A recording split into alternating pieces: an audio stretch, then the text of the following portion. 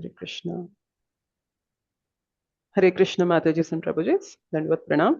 Thank you so much for joining our morning japa session. Hare Krishna Master Dandavad Pranam. Dandavad Pranam, Hare Krishna. Hare Krishna Mataji, ప్రతిరోజు Dandavad Pranam. Hare Krishna దండవత్ ప్రణామ్. ప్రతిరోజు morning 6:15 కల్లా join అయ్యి ఒక మాల జపం చేసి daily Bhagavad Gita వింటూ మన డేని స్టార్ట్ చేయడం అనేది చాలా గొప్పదైన విషయం అన్నమాట. ఎన్నో జన్మలుగా మనం చేయని పనులు ఇప్పుడు స్టార్ట్ చేసాం మనం. Okay, so the best thing ఏంటి, మనం రోజు మొదలు పెట్టడంలో ది బెస్ట్ థింగ్ ఏంటి అంటే భగవన్ నామాన్ని పట్టుకొని భగవన్ నామం జపం చేస్తూ భగవత్ కథ, భగవంతుడు మనల్ని ఎలా బ్రతకాలి, మనం ఎటువంటి స్థితిలో ఇవాళ చిక్కుకుపోయి ఉన్నాము అని మనకి జ్ఞానాన్ని ఇస్తున్నది భగవద్గీత. ఆ భగవద్గీత పైన చర్చ చేస్తూ ఆ భగవద్గీత నాలెడ్జ్ని మనం తీసుకుంటూ ఆ భగవద్గీత నాలెడ్జ్ని మనం రోజులో దాన్ని అమలు పరచడానికి చేసే ప్రయత్నంతో మనం డే స్టార్ట్ చేస్తాం కదా, రోజును మొదలు పెడతాం కదా. ఆ రోజు చాలా చాలా మంగళకరమైన రోజు అన్నమాట. అవునంటారా కాదంటారా? Absolutely Mataji.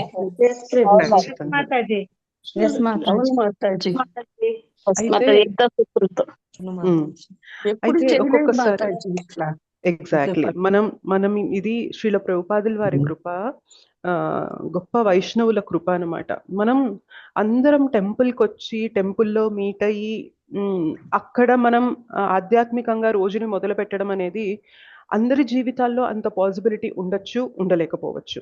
ఎందుకు అంటే జీవితం ఎప్పుడు కూడా పరుగులు పెట్టిస్తూనే ఉంటుంది. లేచినప్పటి నుంచి రాత్రి మనం కళ్ళు ఓపెన్ చేసినప్పటి నుండి కళ్ళు మళ్ళీ క్లోజ్ చేసేదాకా మనల్ని పరిగెత్తిస్తూనే ఉంటుంది. ఈవెన్ నిద్రలో కూడా ఊహల వెనక మనల్ని పరిగెత్తిస్తూనే ఉంటుంది అనమాట. సో జీవితం ఎప్పుడు కూడా మనల్ని నిలకడగా కొంచెం కూర్చొని ఆలోచించి ఏది కరెక్ట్ ఏది రాంగ్ అనేంత నిమ్మలంగా మనల్ని ఉంచనివ్వదన్నమాట. ఎప్పుడు పరిగెత్తించడమే. సో ఇటువంటి స్థితిలో భక్తుల సాంగత్యంలోకి వచ్చి భగవత్ కథ విని భగవన్ నామం చెప్పేంత వెసులుబాటు మనకి జీవితం కల్పిస్తుందా? కల్పించదు. కేవలం సీనియర్ వైష్ణవస్ కృప వల్ల ఇవాళ ఎవరైతే ప్రీచర్ చెప్తున్నారో వాళ్ళ ఇంట్లో, ఎవరైతే వింటున్నారో మీరు మీ ఇంట్లో కూర్చొని మనం ఇలా జూమ్ ప్లాట్ఫామ్ ద్వారా కనెక్ట్ అయ్యి మన రోజుని భగవత్ చింతనతో మొదలు పెట్టడం అనేది ది బెస్ట్ థింగ్. ఎన్నో కోట్ల జన్మలు మనం చెయ్యని పని ఇవాళ మనం చేయగలుగుతున్నామంటే ఎందరో గొప్ప భక్తుల కృప ఉంది దీని వెనకాల. ఓకే, అయితే మనం చేసే ఒక చిన్న తప్పు ఏంటి అంటే మన హడావిడితనాన్ని మనం ఆలోచించకుండా ఏదైతే మిగిలిన పనులు చేసేస్తున్నామో అదే ఆధ్యాత్మికంగా కూడా తీసుకొచ్చేస్తాం. ఎందుకంటే అది ఇప్పటిదాకా మనకు అలవాటు కదా. సో ఎట్లా ఉంటుంది అంటే మన మెటీరియల్ మైండ్ సెట్ని స్పిరిచువల్గా తీసుకొచ్చేస్తూ ఉంటాం అనమాట. అంటే ఏంటి అంటే దాని అర్థం నేనేమంటున్నానంటే, జనరల్గా భౌతికంగా ఏదన్నా గొప్పగా సాధించాలి అనుకున్నప్పుడు మనం ఏం చేస్తాం, పక్కన వాళ్ళకన్నా ఫాస్ట్గా చేయాలి, తొందరగా చేసేయాలి, తొందరగా కంప్లీట్ చేసేయాలి, నేను ఇది చేశాను అని ప్రూవ్ చేయాలి అనే మైండ్ సెట్ మనకు ఉంటుందా లేదా చెప్పండి? ఆధ్యాత్మికంగా ఆ మైండ్ సెట్ మనకి పనికిరాదు. ఆధ్యాత్మికంగా ఒకవేళ అదే మైండ్ సెట్ తీసుకొచ్చామనుకోండి, మేబీ రేస్లో విన్ అవుతామేమో కానీ కృపని పొందడంలో ఓడిపోతాం. అవునా కదా? భగవంతుడు చూసేది నెంబర్స్ కాదు. ఓకే 16 మాలలు ఎన్నింటిలోపు గడగడ చేసేసాము అనేది చూస్తారా భగవంతుడు? ప్రేమగా కూర్చొని నువ్వు 16 మాలలు చేయలేకపోయినా గానీ నీ సమయాన్ని ఇచ్చి నీ మనస్సుని ఇచ్చి ప్రేమగా నన్ను పిలుస్తున్నావా అనేది చూస్తారు. Yes or no? దీనికి కావాల్సిందే ప్రేమ. పత్రం పుష్పం ఫలం తోయం యోమే భక్త్యా ప్రయచ్చతి తదహం భక్తి ఉపహృతం అశ్నామి ప్రయతాత్మనః. భక్తితో నువ్వు ఇస్తే పత్రాన్ని, పుష్పాన్ని, ఫలాన్ని, తోయాన్ని కూడా నేను తీసుకుంటా. కానీ ఇలా మనకి ఆధ్యాత్మికంగా కాకుండా భౌతికంగా ఎవరైనా అంటారా, నువ్వు ఒక ఆకు ఇవ్వు, నువ్వు కొంచెం నీళ్ళు ఇవ్వు, నేను నీ వెనక ఉన్న భావాన్ని నేను తీసుకుంటాను అని భౌతికంగా ఎవరైనా అంటారా మనతో? లేదు. నువ్వు నాకు ఎంత చేసావనే అంటారు. కరెక్ట్? నువ్వు నాకు ఎంత చేసావు తక్కువే అంటారు. ఎగ్జాక్ట్లీ. కేవలం భగవంతుని ప్రేమ మాత్రమే ఇలా కోరుకుంటుంది అనమాట. నువ్వు ఎంత చేసావు అనేది కాదు, చేసే దాంట్లో అయినా కానీ ఎంత ప్రీతిగా చేసావు అనేది భగవంతుడు చూస్తారు. సో ఇదంతా ఎందుకు చెప్తున్నాను ఇవాళ అంటే, మనం జపం చేస్తున్నాం, మనం క్లాస్ స్టార్ట్ చేయక ముందు జపం చేస్తున్నాం. చాలా మంది మాతాజీస్ కానీ ప్రభుజీస్ కానీ జపం చేస్తున్నప్పుడు ఫాస్ట్ గా చేయాలి అనే ఇంటెన్షన్ తో సగం మంత్రం మింగేస్తున్నాం. ఓకే, ఇందాక ఎవరైతే చేశారో జపము చాలా సార్లు నేను వింటూ ఉన్నాను, నేను కొంచెం లేట్గా జాయిన్ అయ్యాను. సో నేను కొంచెం లేట్గా జాయిన్ అవ్వడం వల్ల నేను మాల స్టార్ట్ చేయలేదు, మళ్ళీ క్లాస్కి లేట్ అవుతుంది అని. సో నేను మాతాజీ చెప్తూ ఉంటే వింటూ ఉన్నాను మాల ఎలా చెప్తున్నారు మంత్రం అని. So most of the times ఏమవుతుంది అంటే హరే కృష్ణ కృష్ణ కృష్ణ హరే హరే, హరే రామ్ రామ్ రామ్ హరే హరే, ఈ మంత్రంలో ఉన్న హరే హరే నెక్స్ట్ మంత్ర స్టార్ట్ చేసేటప్పుడు హరే కృష్ణ, ఈ హరే హరే పక్క మంత్రాల్లో హరే మొత్తం మింగేసి ఒక హరే అనేస్తున్నారు. ఒక్కొక్కసారి 2 హరేలే అంటున్నారు, 3 హరేలు రావాలి 2 కలిపినప్పుడు. అవునా? సో హడావిడి మనకి వద్దు భక్తిలో. ఎంత ప్రేమగా పిలిచామనేదే భగవంతునికి కావాలి. ఎంత ఫాస్ట్గా రౌండ్ కంప్లీట్ చేసామనేది కాదు భగవంతునికి కావాల్సింది. ప్రేమగా పిలవండి. ఒక మంత్రం అయ్యాక ఆగండి, శ్వాస తీసుకొని మళ్ళీ నెక్స్ట్ మంత్రం చెప్పండి. ఆగకుండా అయిపోతుంటే ఏమవుతుంది, హరే కృష్ణ కృష్ణ కృష్ణ హరే హరే, హరే రామ్ రామ్ రామ్ హరే, హరే కృష్ణ కృష్ణ కృష్ణ అక్కడ హరే ఎగిరిపోయింది. సో భగవంతుడి మహామంత్రం అది. మంత్రం ఎప్పుడైనా కానీ అన్ని పదాలు చక్కగా ఉచ్చరించి చక్కగా వింటేనే దాని యొక్క ప్రతిఫలం మనం చూడగలము. గుర్తుపెట్టుకోండి, ఇది ఒక మెకానికల్ యాక్టివిటీ కాదు. మహామంత్ర జపం చేయడం అనేది ఇంట్లో వంట చేశానా, నేను లేచి రెడీ అయ్యానా, ఇంట్లో పనులు చేసేసానా, అట్లానే మహామంత్రం కూడా చెప్పేస్తాను కాదు. ఇదొక్కటి మనల్ని ఉద్ధరిస్తుంది, గుర్తుపెట్టుకోండి. మనల్ని ఉద్ధరించే పనిని మనం ఎంత జాగ్రత్తగా చేయాలి. సరే, మనస్సు అనేది మన చేతుల్లో ఉండట్లేదు, మనస్సు అటు ఇటు వెళ్ళిపోతుంది, నేను లాక్కొస్తున్నాను కానీ కొన్ని మంత్రాలు మనస్సు పెట్టకుండానే వెళ్ళిపోతున్నాయి. అది ఇనీషియల్గా అందరికీ స్ట్రగుల్ ఉంటుంది. అది పోను పోను ప్రాక్టీస్ మీద మనకి మనస్సుని లాక్కొచ్చి అన్ని మంత్రాలు వినే శక్తి టైం పడుతుంది. కానీ నోటితో వచ్చే మహామంత్రాన్ని కూడా మనం కరెక్ట్ చేసుకోలేదనుకోండి, మనం ఏదైతే అలవాటు చేస్తూ ఉంటామో అందులోనే మనం నైపుణ్యతని పొందుతూ ఉంటాము. మనం తప్పు మంత్రాన్ని అలవాటు చేసుకుంటూ ముందుకెళ్తూ ఉంటే ఆ తప్పు మంత్రాన్నే మనం ప్రావీణ్యం చెందుతూ ఉంటాం ముందుకు వెళ్ళేటప్పుడు.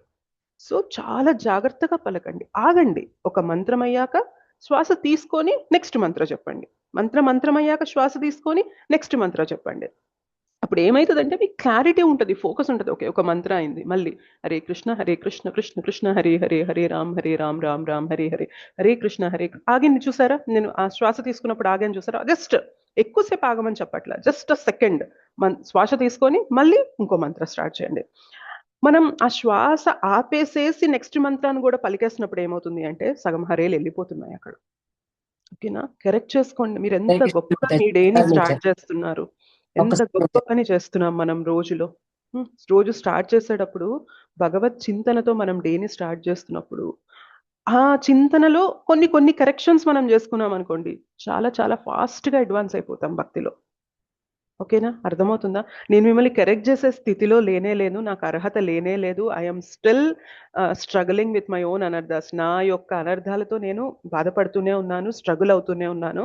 బట్ ఏంటి అంటే సాటి భక్తులుగా మనం అసోసియేషన్లోకి వచ్చేది ఎందుకు అంటే, మనం ఎక్కడైనా తప్పెళ్తున్నప్పుడు మన చుట్టూ ఉన్న డివోటీస్ మనల్ని చేయబట్టుకొని ఇలా కాదు ఇలా చేస్తే మంచిగా ఉంటుంది అని చెప్పడం అనేదే సాంగత్యం యొక్క ఉద్దేశం. అవునా కదా? చెప్పండి. నన్ను ప్రీచర్ గా చూడద్దు ఇక్కడ, జస్ట్ మీ తోటి భక్తురాలుగా చూసి ఓకే నేను ఇలా తప్పెళ్తున్నాను కాబట్టి నన్ను కరెక్ట్ చేశారు, నేను అది కరెక్ట్ చేసుకొని ఇంప్లిమెంట్ చేశాను అనుకో, నేను చాలా ఫాస్ట్ గా ముందుకెళ్తాను. ఆ కోణంలో చూడండి. రేపు పొద్దున నేను కూడా ఏదైనా కరెక్ట్ తప్పు చేయొచ్చు, అప్పుడు మీరు కూడా నన్ను కరెక్ట్ చేయొచ్చు, మాతాజీ ఇలా కాదు ఇలా చేస్తే మనం ఇంకా ముందుకెళ్తాం కదా అని. సో సాంగత్యం యొక్క ఉద్దేశమే అదనమాట. ఒకళ్ళనొకళ్ళం సరిదిద్దుకుంటూ ఒకళ్ళనొకళ్ళం చేయి పట్టుకొని ముందుకు తీసుకెళ్లడమే సాంగత్యం యొక్క ఉద్దేశం. ఓకే, మహామంత్రం చెప్తున్నప్పుడు మాత్రం చాలా జాగ్రత్తగా చెప్పండి. ఓకే, ఫాస్ట్గా చెప్పి కొన్ని మంత్రాలు మింగేయడం వల్ల రిజల్ట్ రాదా అంటే వస్తుంది. కానీ చైతన్య మహాప్రభు మన గురు పరంపర ఏ మంత్రం అయితే ఇచ్చారో దాన్ని సరిగ్గా పలకడంలో మనం శ్రమ పెడతాం చూసారా, దానివల్ల కూడా కృప వస్తుంది మనకి. ఓకే, సో ప్రశాంతంగా చెప్పండి, ప్రేమగా చెప్పండి. హడావిడిగా ఫాస్ట్గా చెప్పేసేసి త్వరగా కంప్లీట్ చేయాలి అనే ఆ ఏదంటారో ఆ కాంపిటేటివ్ మైండ్ సెట్ ఉంటుంది కదా మనకి జనరల్గా భౌతికంగా, అది భక్తిలో తీసుకురావద్దు. ఓకే, భక్తిలో అందరికీ స్థానం ఉంటుంది. మనకి ప్రభుజీ చెప్తారు క్లాసెస్లో, అందరికీ స్థానం ఉంటుంది అనమాట భక్తిలో. ఓకే, పలానా మాతాజీ వస్తే పలానా మాతాజీకి ఛాన్స్ లేదు, పలానా ప్రభుజీకి వస్తే ఓకే మీరందరికి ఆగిపోండి అని చెప్పి కృష్ణ దగ్గర అట్లా ఏమి ఉండవు. భౌతికంగా మనకు అలా ఉంటాయి అనమాట. అందరు క్లాస్ మొత్తంలో ఒకళ్ళే ఫస్ట్ రాగలుగుతారు. అవునా కదా? చెప్పండి. మిగిలిన వాళ్ళు జస్ట్ ఒక ½ మార్క్ 1 మార్క్ డిఫరెన్స్తో వాళ్ళకి second class third class second rank third ర్యాంక్తో వస్తూ ఉంటుంది వాళ్ళకి. భక్తిలో అలా కాదు.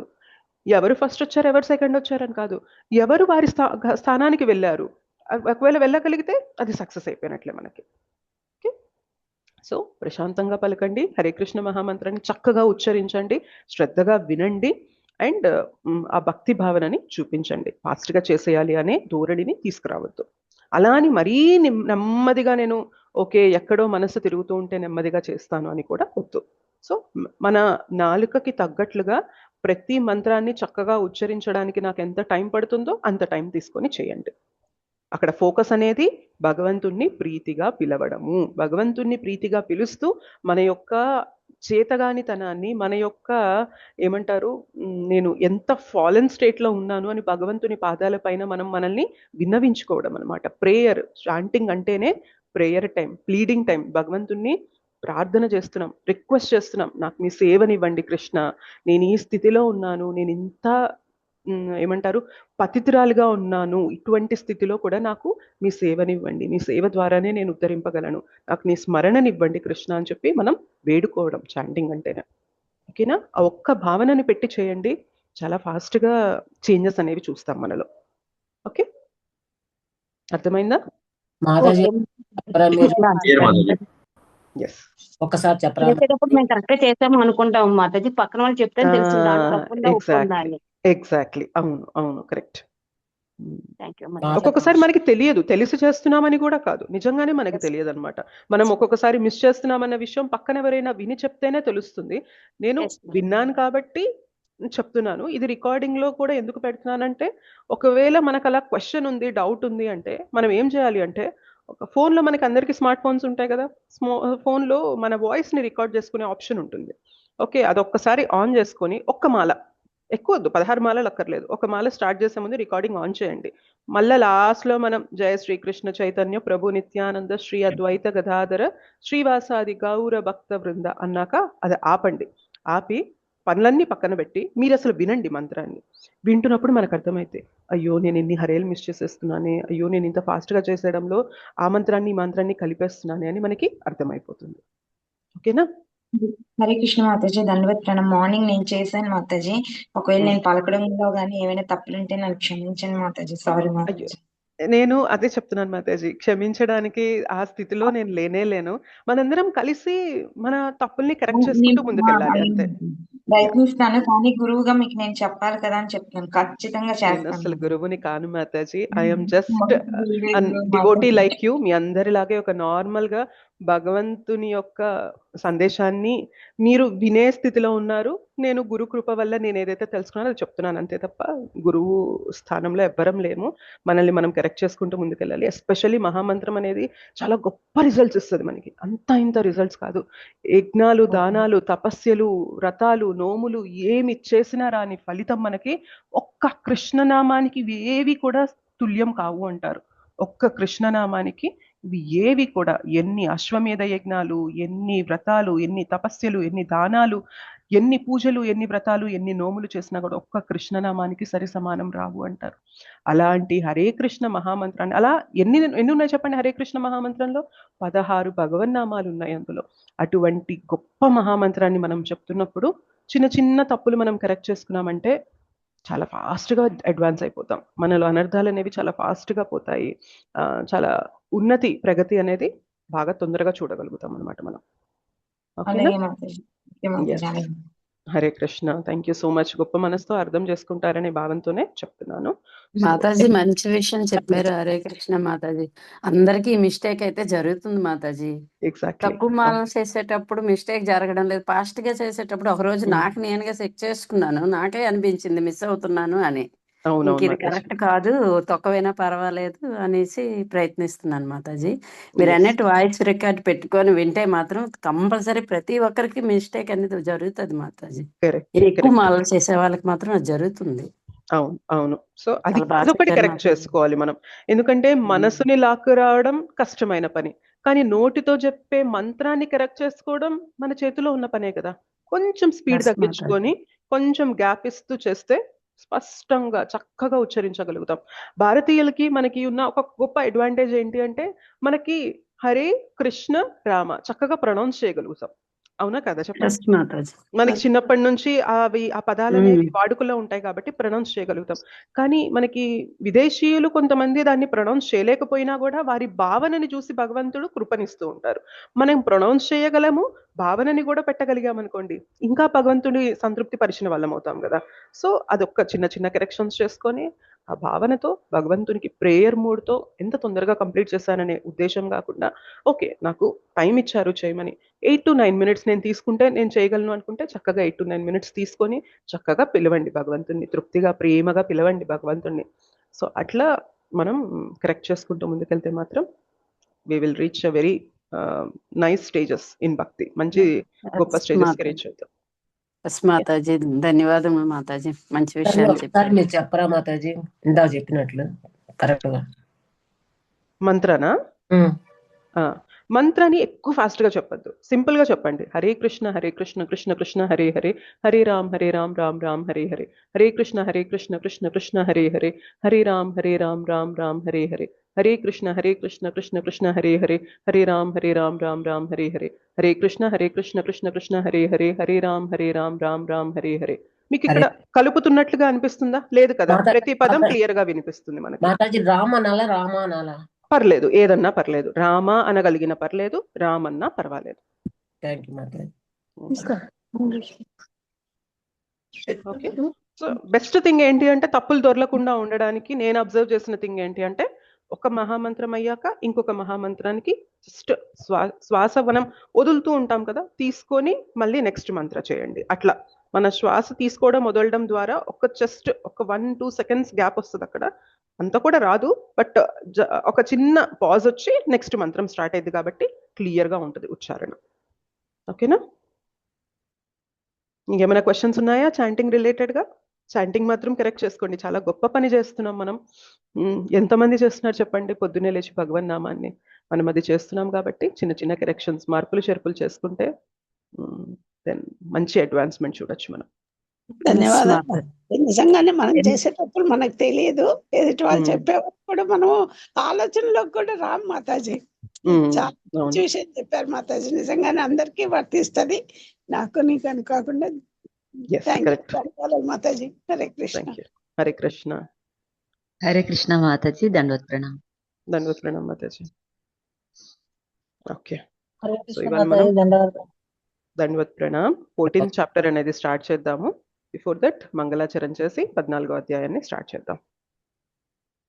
ఓం అజ్ఞానతిమిరాంధస్య జ్ఞానాంజనశలాకయా చక్షురున్మీలితం యేన తస్మై శ్రీగురవే నమః. శ్రీచైతన్యమనోభీష్టం స్థాపితం యేన భూతలే స్వయం రూపః కదా మహ్యం దదాతి స్వపదాంతికం. వందేహం శ్రీగురోః శ్రీయుతపదకమలం శ్రీగురూన్ వైష్ణవాంశ్చ శ్రీరూపం సాగ్రజాతం సహగణ రఘునాథాన్వితం తం సజీవం సాద్వైతం సావధూతం పరిజన సహితం కృష్ణ చైతన్య దేవం శ్రీరాధా కృష్ణ పాదాన్ సహగణ లలిత శ్రీ విశాఖాన్వితాంశ్చ నమ ఓం విష్ణుపాదాయ కృష్ణ ప్రేష్ఠాయ భూతలే శ్రీమతే భక్తివేదాంత స్వామినితి నామినే నమస్తే సారస్వతే దేవే గౌరవాణి ప్రచారిణే నిర్విశేష శూన్యవాది పాశ్చాత్యదేశతారిణే నమో మహావదన్యాయ కృష్ణ ప్రేమ ప్రదాయతే కృష్ణాయ కృష్ణ చైతన్య నామ్నే గౌరత్విషే నమః. హే కృష్ణ కరుణా సింధో దీనబంధో జగత్పతే గోపేశ గోపికా కాంత రాధాకాంత నమోస్తుతే. తప్త కాంచన గౌరాంగి రాధే బృందావనేశ్వరి వృషభానుసుతే దేవి ప్రణమామి హరిప్రిये. వాంఛాకల్పతరుభ్యశ్చ కృపా సింధుభ్య ఏవ చ పతితానాం పావనేభ్యో వైష్ణవేభ్యో నమో నమః. జయ శ్రీ కృష్ణ చైతన్య ప్రభు నిత్యానంద శ్రీ అద్వైత గదాధర శ్రీవాసాది గౌరభక్త వృంద. హరే కృష్ణ కృష్ణ కృష్ణ హరే హరే, హరే రామ రామ రామ హరే హరే. జయ జయ శ్రీ చైతన్య జయ నిత్యానంద జయ అద్వైత చంద్ర జయ గౌర భక్త బృంద జయ జయ శ్రీ చైతన్య జయ నిత్యానంద జయ అద్వైత చంద్ర జయ గౌర భక్త బృంద జయ జయ శ్రీ చైతన్య జయ నిత్యానంద జయ అద్వైత చంద్ర జయ గౌర భక్త బృంద. ఓం నమో భగవతే వాసుదేవాయ. ఓం నమో భగవతే వాసుదేవాయ. ఓం నమో భగవతే వాసుదేవాయ. ముఖం కరోతి వాచాలం పంగుం లంఘయతే గిరిం యత్కృపాతమహం వందే శ్రీగురుం దీనతారిణం పరమానందమాధవం శ్రీచైతన్య ఈశ్వరం. श्री श्री राधा मदन मोहन जी की जय. श्री श्री गौर निताय की जय. श्री श्री जगन्नाथ बलदेव सुभद्रा मैया की जय. जगत गुरु पतित पावन श्रील प्रभुपाद की जय. श्रील गुरुदेव की जय. निताय गौर प्रेमानंदे. हरि हरि बोल.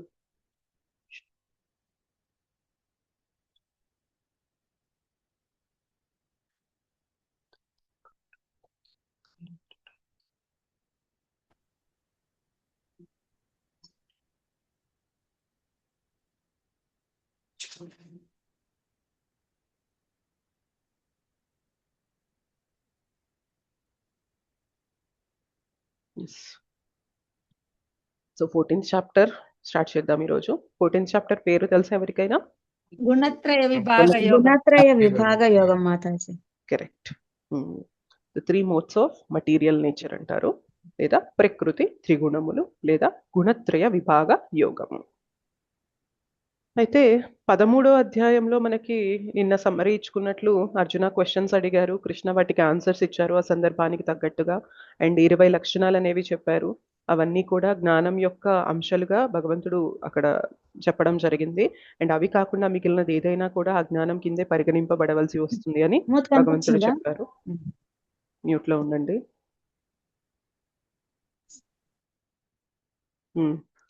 అండ్ ఆ తర్వాత ఆత్మ పరమాత్మ మధ్యన వ్యత్యాసం ఏంటి, ఇద్దరు క్షేత్రజ్ఞులు అయినప్పటికీ కూడా వారి ఇరువురి మధ్యన వ్యత్యాసం ఏంటి అనేది చూసాము నిన్న.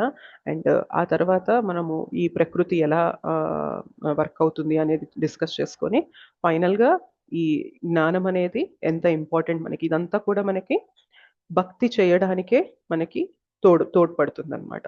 అండ్ కేవలం భగవద్భక్తి ఉన్న వారికే ఈ జ్ఞానం అంతా కూడా అర్థమవుతుంది అని భగవంతుడు చెప్పడం అనేది నిన్న మనం డిస్కస్ చేసుకున్నాం.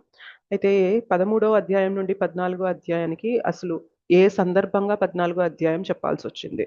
గుణత్రయ విభాగ యోగము, ప్రకృతి త్రిగుణాల గురించి భగవంతుడు ఎలా కనెక్ట్ చేస్తూ అసలు 14th చాప్టర్ అనేది చెప్పారు. భగవద్గీత అనేది ఒక సిలబస్ పెట్టుకొని చెప్పింది కాదు.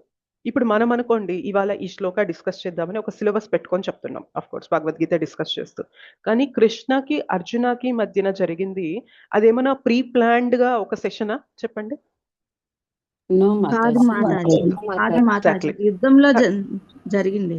యుద్ధంలో జరిగింది అయినప్పటికీ కూడా అదొక ప్లాన్డ్ సెషన్ కాదు, అదొక ఎజెండా పెట్టుకొని చేసింది కాదు. సో అర్జున సరెండర్ అయ్యారు. కృష్ణ ఏ విధంగా అర్జున అడిగిన 5 క్వశ్చన్లు ఉన్నాయి మనకి మొదటి అధ్యాయంలో.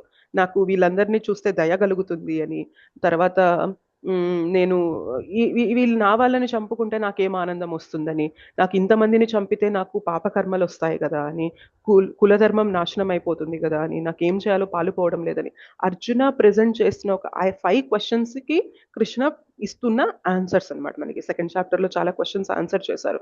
ఆ తర్వాత కర్మబంధనంలో చిక్కుకోకుండా ఎలా వర్క్ చేయాలి అని 3rd చాప్టర్ చెప్పారు.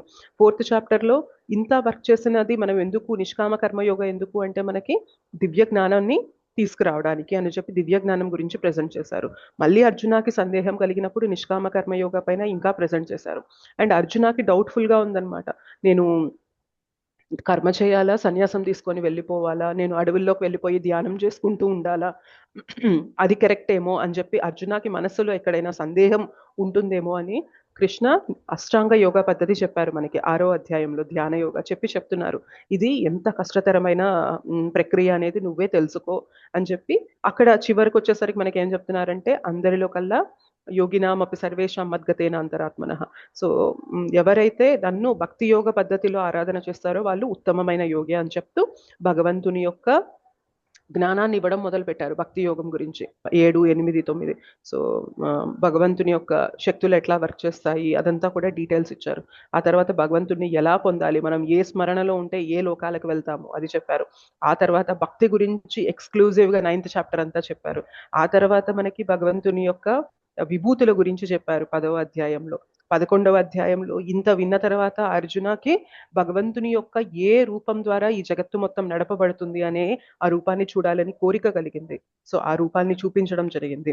ఆ తర్వాత భక్తిలో కూడా ఒకవేళ మనం హైయెస్ట్ స్టేజ్కి వెళ్ళలేకపోతే భక్తిలో కూడా స్టేజెస్ ఉన్నాయి. ఒక్కొక్క మెట్టు ఎక్కుతూ కూడా నువ్వు ఉత్తమమైన స్టేజ్కి రావచ్చు అని చెప్పి మనకి భక్తి యోగం అని 12వ అధ్యాయం చెప్పారు. ఆ తర్వాత మనకి జ్ఞానయోగం స్టార్ట్ అయ్యి 13వ అధ్యాయం ఉంది. సో ఇదంతా ఏదైతే ఉందో ఒక డిస్కషన్, అర్జున అడిగే క్వశ్చన్ కి కృష్ణ ఇచ్చే ఆన్సర్ ఒక చాప్టర్ అవుతుంది. అంతే తప్ప ప్రీ ప్లాన్డ్గా చేసింది కాదు. అది నార్మల్ కాన్వర్సేషన్. ఇప్పుడు నేను మీతో మాట్లాడుతున్నాను అనుకోండి, మీరు ముందుగా స్క్రిప్ట్ రాసి పెట్టుకుంటారా? ఓకే, మాతాజీ నెక్స్ట్ ఈ క్వశ్చన్ అడుగుతుంది, నేను ఈ ఆన్సర్ చెప్దాం, నెక్స్ట్ ఇది అడుగుతుంది, ఈ ఆన్సర్ చెప్దాం అన్నట్లుంటుందా? ఉండదు. మీరు ఎప్పుడైనా యూట్యూబ్లో పాడ్కాస్ట్లు చూసారా? పాడ్కాస్ట్ అంటే ఏంటంటే ఎదురుగా ఇద్దరు కూర్చొని ఉంటారు. వీళ్ళు కొన్ని క్వశ్చన్లు అడుగుతూ ఉంటే ఆ క్వశ్చన్ కి తగ్గట్టుగా వాళ్ళు ఆన్సర్ ఇస్తూ ఉంటారు. అక్కడ ఏం స్క్రిప్ట్ ఉండదు అనమాట. ఇప్పుడు మనం క్లాసెస్ అనుకోండి, ఒక స్పెసిఫిక్ ఒక టాపిక్ పెట్టుకుంటాం, ఆ టాపిక్ పైన డిస్కస్ చేస్తాం. కానీ ఈ పాడ్కాస్ట్ కాన్వర్సేషన్స్, ఒకరి మధ్యన సంభాషణ ఎలా జరుగుతుందంటే వీళ్ళు అడిగే కోణాన్ని క్వశ్చన్ని బట్టి ఆన్సర్స్ అనేవి వస్తూ ఉంటాయి. భగవద్గీత అలా జరిగిన డిస్కషన్ అనమాట. అంతే, ఒక కాన్వర్సేషన్, అంతే, ఒక పాడ్కాస్ట్ అట్లాంటిది అనమాట. సో ఈ 14వ అధ్యాయం చెప్పడానికి కారణం ఏంటి అంటే 13వ అధ్యాయంలో భగవంతుడు జ్ఞానాన్ని చెప్తూ జీవుడు ఎలా చిక్కుకుపోయి ఈ భౌతిక జగత్తులో ట్రాప్ అయిపోయి ఉన్నాడు అనేది మనకి ఒక శ్లోక చెప్తారు. 13.22 13వ అధ్యాయం 22వ శ్లోక మనకి అది చెప్తుంది అనమాట.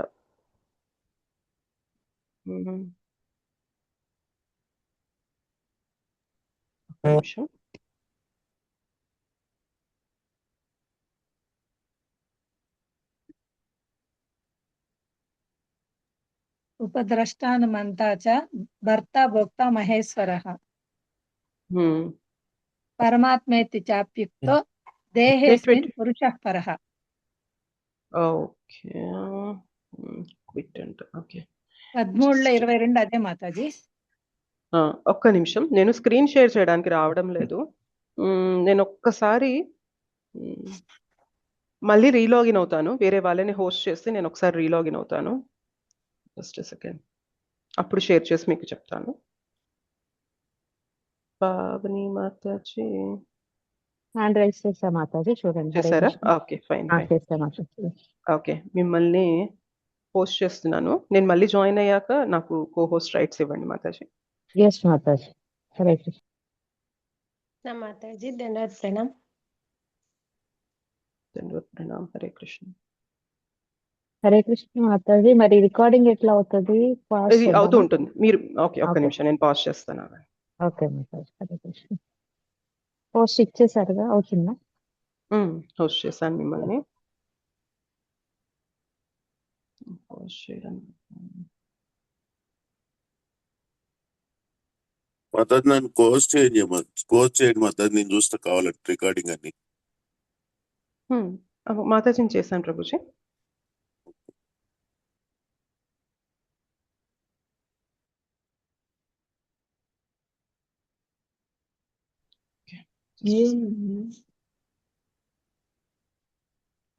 కూర్చుంది అక్కడ.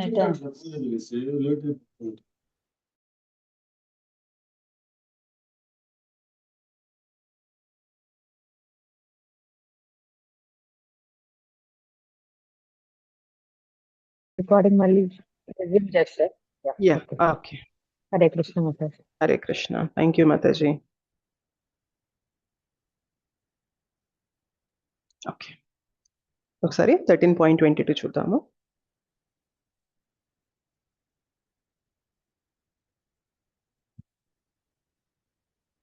కనిపిస్తుందా స్క్రీన్? ఎస్ మాతాజీ. ఇక్కడ చూస్తే మీరు భౌతిక ప్రకృతి యందు త్రిగుణములను అనుభవించుచు జీవుడు ఈ విధముగా జీవనము సాగించును. భౌతిక ప్రకృతితో అతనికి గల సంపర్కమే దీనికి కారణము. ఆ విధముగా అతడు ఉత్తమ అధమ జన్మలను పొందుచుండును. సో 13th చాప్టర్లో భౌతిక ప్రకృతి జీవుడి మధ్యన ఎటువంటి సంబంధం కలిగి ఉంటుంది అని చెప్తూ మనకి త్రిగుణాల గురించి చూచాయగా చెప్పడం జరిగింది. ఓకే, సో ప్రకృతి యందు త్రిగుణాలని జీవుడు అనుభవిస్తూ ఉన్నాడు. ఆ సంపర్కం వల్ల ఏమవుతుంది, ప్రకృతి సంపర్కంతో ఏమవుతుంది అంటే ఆయన ఒక్కొక్కసారి ఉన్నతమైన జన్మలు పొందుతున్నారు, ఒక్కొక్కసారి అధమమైన జన్మలు పొందుతున్నారు అని చెప్తున్నారు. ఇక్కడ మనకి ఎక్కువ డీటెయిల్స్ ఇవ్వలేదు అసలు. ఓకే, త్రిగుణాల సంపర్కంలోకి రావడం వల్ల ఎలా జీవుడు ఉన్నతమైన జన్మలు పొందుతున్నాడు, ఎలా అధమమైన జన్మల్ని పొందుతున్నాడు, అసలు ఈ త్రిగుణాలు ఎందుకున్నాయి, ఈ డీటెయిల్స్ అనేవి మనకి 13వ అధ్యాయంలో ఇవ్వలేదు. ఎందుకంటే అక్కడ స్కోప్ అనేది ఆ జ్ఞానం ఇచ్చేది వేరే కాన్సెప్ట్స్ లో ఉన్నాం మనం. ఆత్మ గురించి, పరమాత్మ గురించి, ప్రకృతి గురించి చెప్తూ ఉన్నాం, ఆ ఫ్లోలో వెళ్ళిపోయింది. భగవంతుడు దాన్ని కంటిన్యూషన్ అనేది 14వ అధ్యాయంలో మన గుణత్రయ విభాగ యోగం కింద 14th చాప్టర్ లో చెప్తున్నారు అనమాట. అర్థమైందా 13 కి 14 చాప్టర్ కి కనెక్షన్? Yes no? అర్థమైంది మాతాజీ. హరే కృష్ణ మాతాజీ. ఇలా కూడా రిలేట్ చేసుకోవచ్చు ఒక్క విషయం. ఏంటి అంటే మన దేహాత్మ జీవాత్మ ఏదైతే ఉందో అది సచ్చిదానంద స్వరూపం కాబట్టి ఎప్పుడైతే భౌతిక జగత్తు యొక్క సంపర్కంలోకి వస్తుందో అప్పుడు ఈ త్రివిధాలతో కూడా ఎఫెక్ట్ అవుతుంది అని అనుకుంటాం. కాబట్టి వివిధ తాపాలతో అప్పుడు ఆ శ్లోకాన్ని కూడా రిలేట్ చేసుకోవచ్చు కదా మాతాజీ. ఆ విధంగా 14th చాప్టర్ అన్ని స్టార్టింగ్ కి రావచ్చు కదా. అర్థం కాలేదు నాకు, మళ్ళీ చెప్పండి ఒకసారి. మన ఆత్మ ఏదైతే ఉందో అది సచ్చిదానంద స్వరూపం. ఎప్పుడైతే మనము ఇలాగా మన కర్మానుసారం భౌతిక జగత్తులోకి వచ్చి శరీరాన్ని ధరిస్తామో అప్పుడు ఈ మన సచ్చిదానంద రూపమైన ఈ ఆత్మ ఏదైతే ఉందో ఈ త్రిగుణాల ప్రభావం వల్ల మనము కర్మలు చేస్తూ ఉంటాం. కాబట్టి ఆ త్రిగుణాల ఎఫెక్ట్ ఎలా ఉంటుంది అని తెలుసుకోవడానికి కూడా 14th చాప్టర్ స్టార్టింగ్ కింద తీసుకోవచ్చు కదా. కరెక్ట్. త్రిగుణాల ప్రభావం ఎలా ఉంటుంది అని కూడా తెలుసుకోవచ్చు. మనకి 13 చెప్పిన వెంటనే 14 చెప్పడానికి రిలేషన్ ఏంటి అంటే 13లో ఆల్రెడీ మనకి చూచాయిగా చెప్పారు భగవంతుడు. ప్రకృతి త్రిగుణాల అనేది ఆత్మ పైన జీవుడి పైన ఉంటాయి అని చెప్పారు కాబట్టి దానిపైన వివరణ అనేది ఇస్తున్నారు. ఖచ్చితంగా త్రిగుణాల గురించి తెలుసుకుంటేనే మనం తెలుసుకుంటాం. ఇంతకు ముందు కూడా మీరు క్వశ్చన్ అడిగారు జ్ఞానయోగ చాప్టర్స్ ఎందుకు అంటే మనం ఎలా వర్క్ చేస్తున్నాం ఇక్కడ, ఎలా ఆత్మ చిక్కుకుపోయింది, ఎలా ఈ జగత్తులోకి పడిపోయింది, ఈ జగత్తులోకి పడిపోయాక ఎటువంటి కర్మలు చేస్తుంది, ఆ కర్మలు చేస్తున్నప్పుడు మన పైన ఎటువంటి ప్రభావాలు ఉన్నాయి, ఒకవేళ మంచి ప్రభావం ఉంటే మనం ఎటువంటి స్థితిలోకి వెళ్తున్నాం, చెడు ప్రభావం ఉంటే ఎటువంటి అధమగతుల్లోకి వెళ్తున్నాం, ఇవన్నీ తెలుసుకోవాలి కదా. ఇవన్నీ తెలుసుకొని ఫైనల్ గా కంక్లూజన్ ఏంటి, వీటన్నిటి నుండి బయటపడాలి అంటే భగవద్భక్తినే మార్గమని తెలుసుకోవడం. ఎగ్జాక్ట్లీ, అందుకని భగవంతుడు ఇదంతా ప్రెజెంట్ చేస్తున్నారు అనమాట. 13th చాప్టర్ లో ఆత్మ చెప్పారు, పరమాత్మ చెప్పారు, భౌతిక ప్రకృతి చెప్పారు, క్షేత్రం ఏంటి, క్షేత్రజ్ఞ ఏంటి అని చెప్పారు. ఇప్పుడు అదే క్షేత్రంలో క్షేత్రజ్ఞ వచ్చినప్పుడు ఈ భౌతిక ప్రకృతి ఈ క్షేత్రజ్ఞ ఆత్మ పైన ఎటువంటి ప్రభావం చూపిస్తుంది ఇంకొక యాంగిల్లో ఇన్ఫర్మేషన్ ఇస్తున్నారు అనమాట కృష్ణ. ఓకేనా? హరే కృష్ణ. హరే కృష్ణ. చెప్పుకోవచ్చు కదా మాతాజీ, అంటే ఈ త్రిగుణాలు మూలంగా కలిగి వల్లే జీవునికి ఈ జన్మ అనేది కలుగుతుంది. కాదు, త్రిగుణాల మూలంగా మనం ఇక్కడ జన్మరా అంటే త్రిగుణాల ప్రభావం వల్ల మన కర్మలు చేస్తాం కాబట్టి మన నెక్స్ట్ జన్మ దానిపైన ఆధారపడిస్తున్నాయి. ఈ గుణాల మూలంగా మనం సంపర్కం ఉంటాం కాబట్టి. కరెక్ట్ ప్రభుజీ. కరెక్ట్. మీరు అన్న దాని ప్రకారం త్రిగుణాల ప్రభావం వల్ల మనం కర్మలను ఆచరిస్తూ ఉంటాము. ఆ కర్మల వల్ల మనం కర్మబంధనాల్లో చిక్కుకొని ఆ కర్మబంధనాన్ని తిరిగి అనుభవించడానికి, ఆ రియాక్షన్స్ అనుభవించడానికి మనము జన్మలు తీసుకుంటూ ఉండాలన్నమాట. సో మనం పర్పస్ ఏంటి, త్రిగుణాల అంటే జన్మల నుండి బయటికి రావాలి. జన్మ తీసుకుంటూ ఉంటే ఈ భౌతిక జగత్తులో మన మనుగడ సాగుతూనే ఉంటుంది. దీని నుండి బయటికి రావాలి అంటే మూలం ఏంటి అనేది చెప్తున్నారు అనమాట ఇక్కడ కృష్ణ. సో త్రిగుణాలు నీ పైన యాక్ట్ చేస్తున్నాయి, నిన్ను ప్రభావం చేస్తున్నాయి. దాని నుండి బయటపడాలంటే ఏంటి సొల్యూషన్ అనేది మనకి 14వ అధ్యాయంలో చెప్పారనమాట.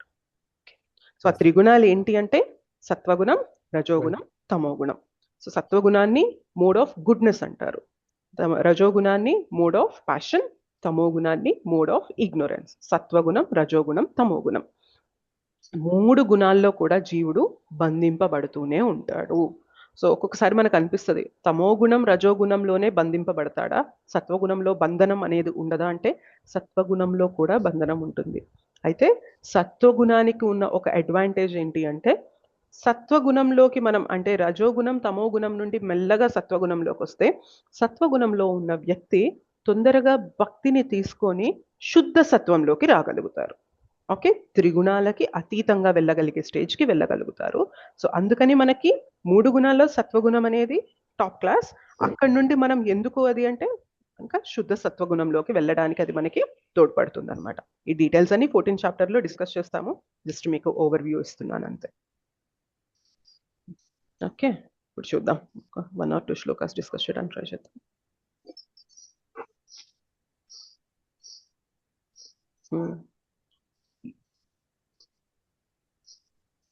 శ్రీ భగవానువాచ భగవానువాచ పరం భూయః ప్రవక్ష్యామి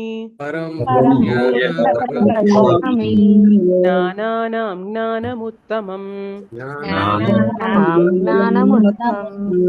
యజ్ఞాత్వా మునయః సర్వే పరాం సిద్ధిమితో గతాః. శ్రీ భగవానువాచ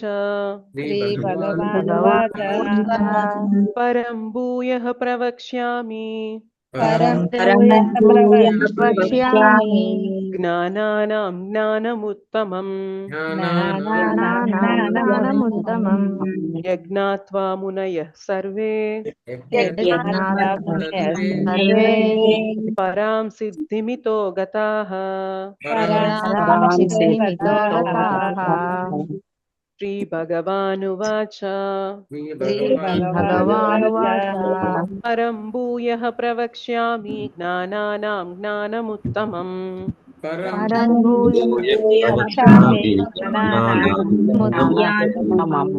యజ్ఞాత్వా మునయః సర్వే పరాం సిద్ధిమితో గతాః.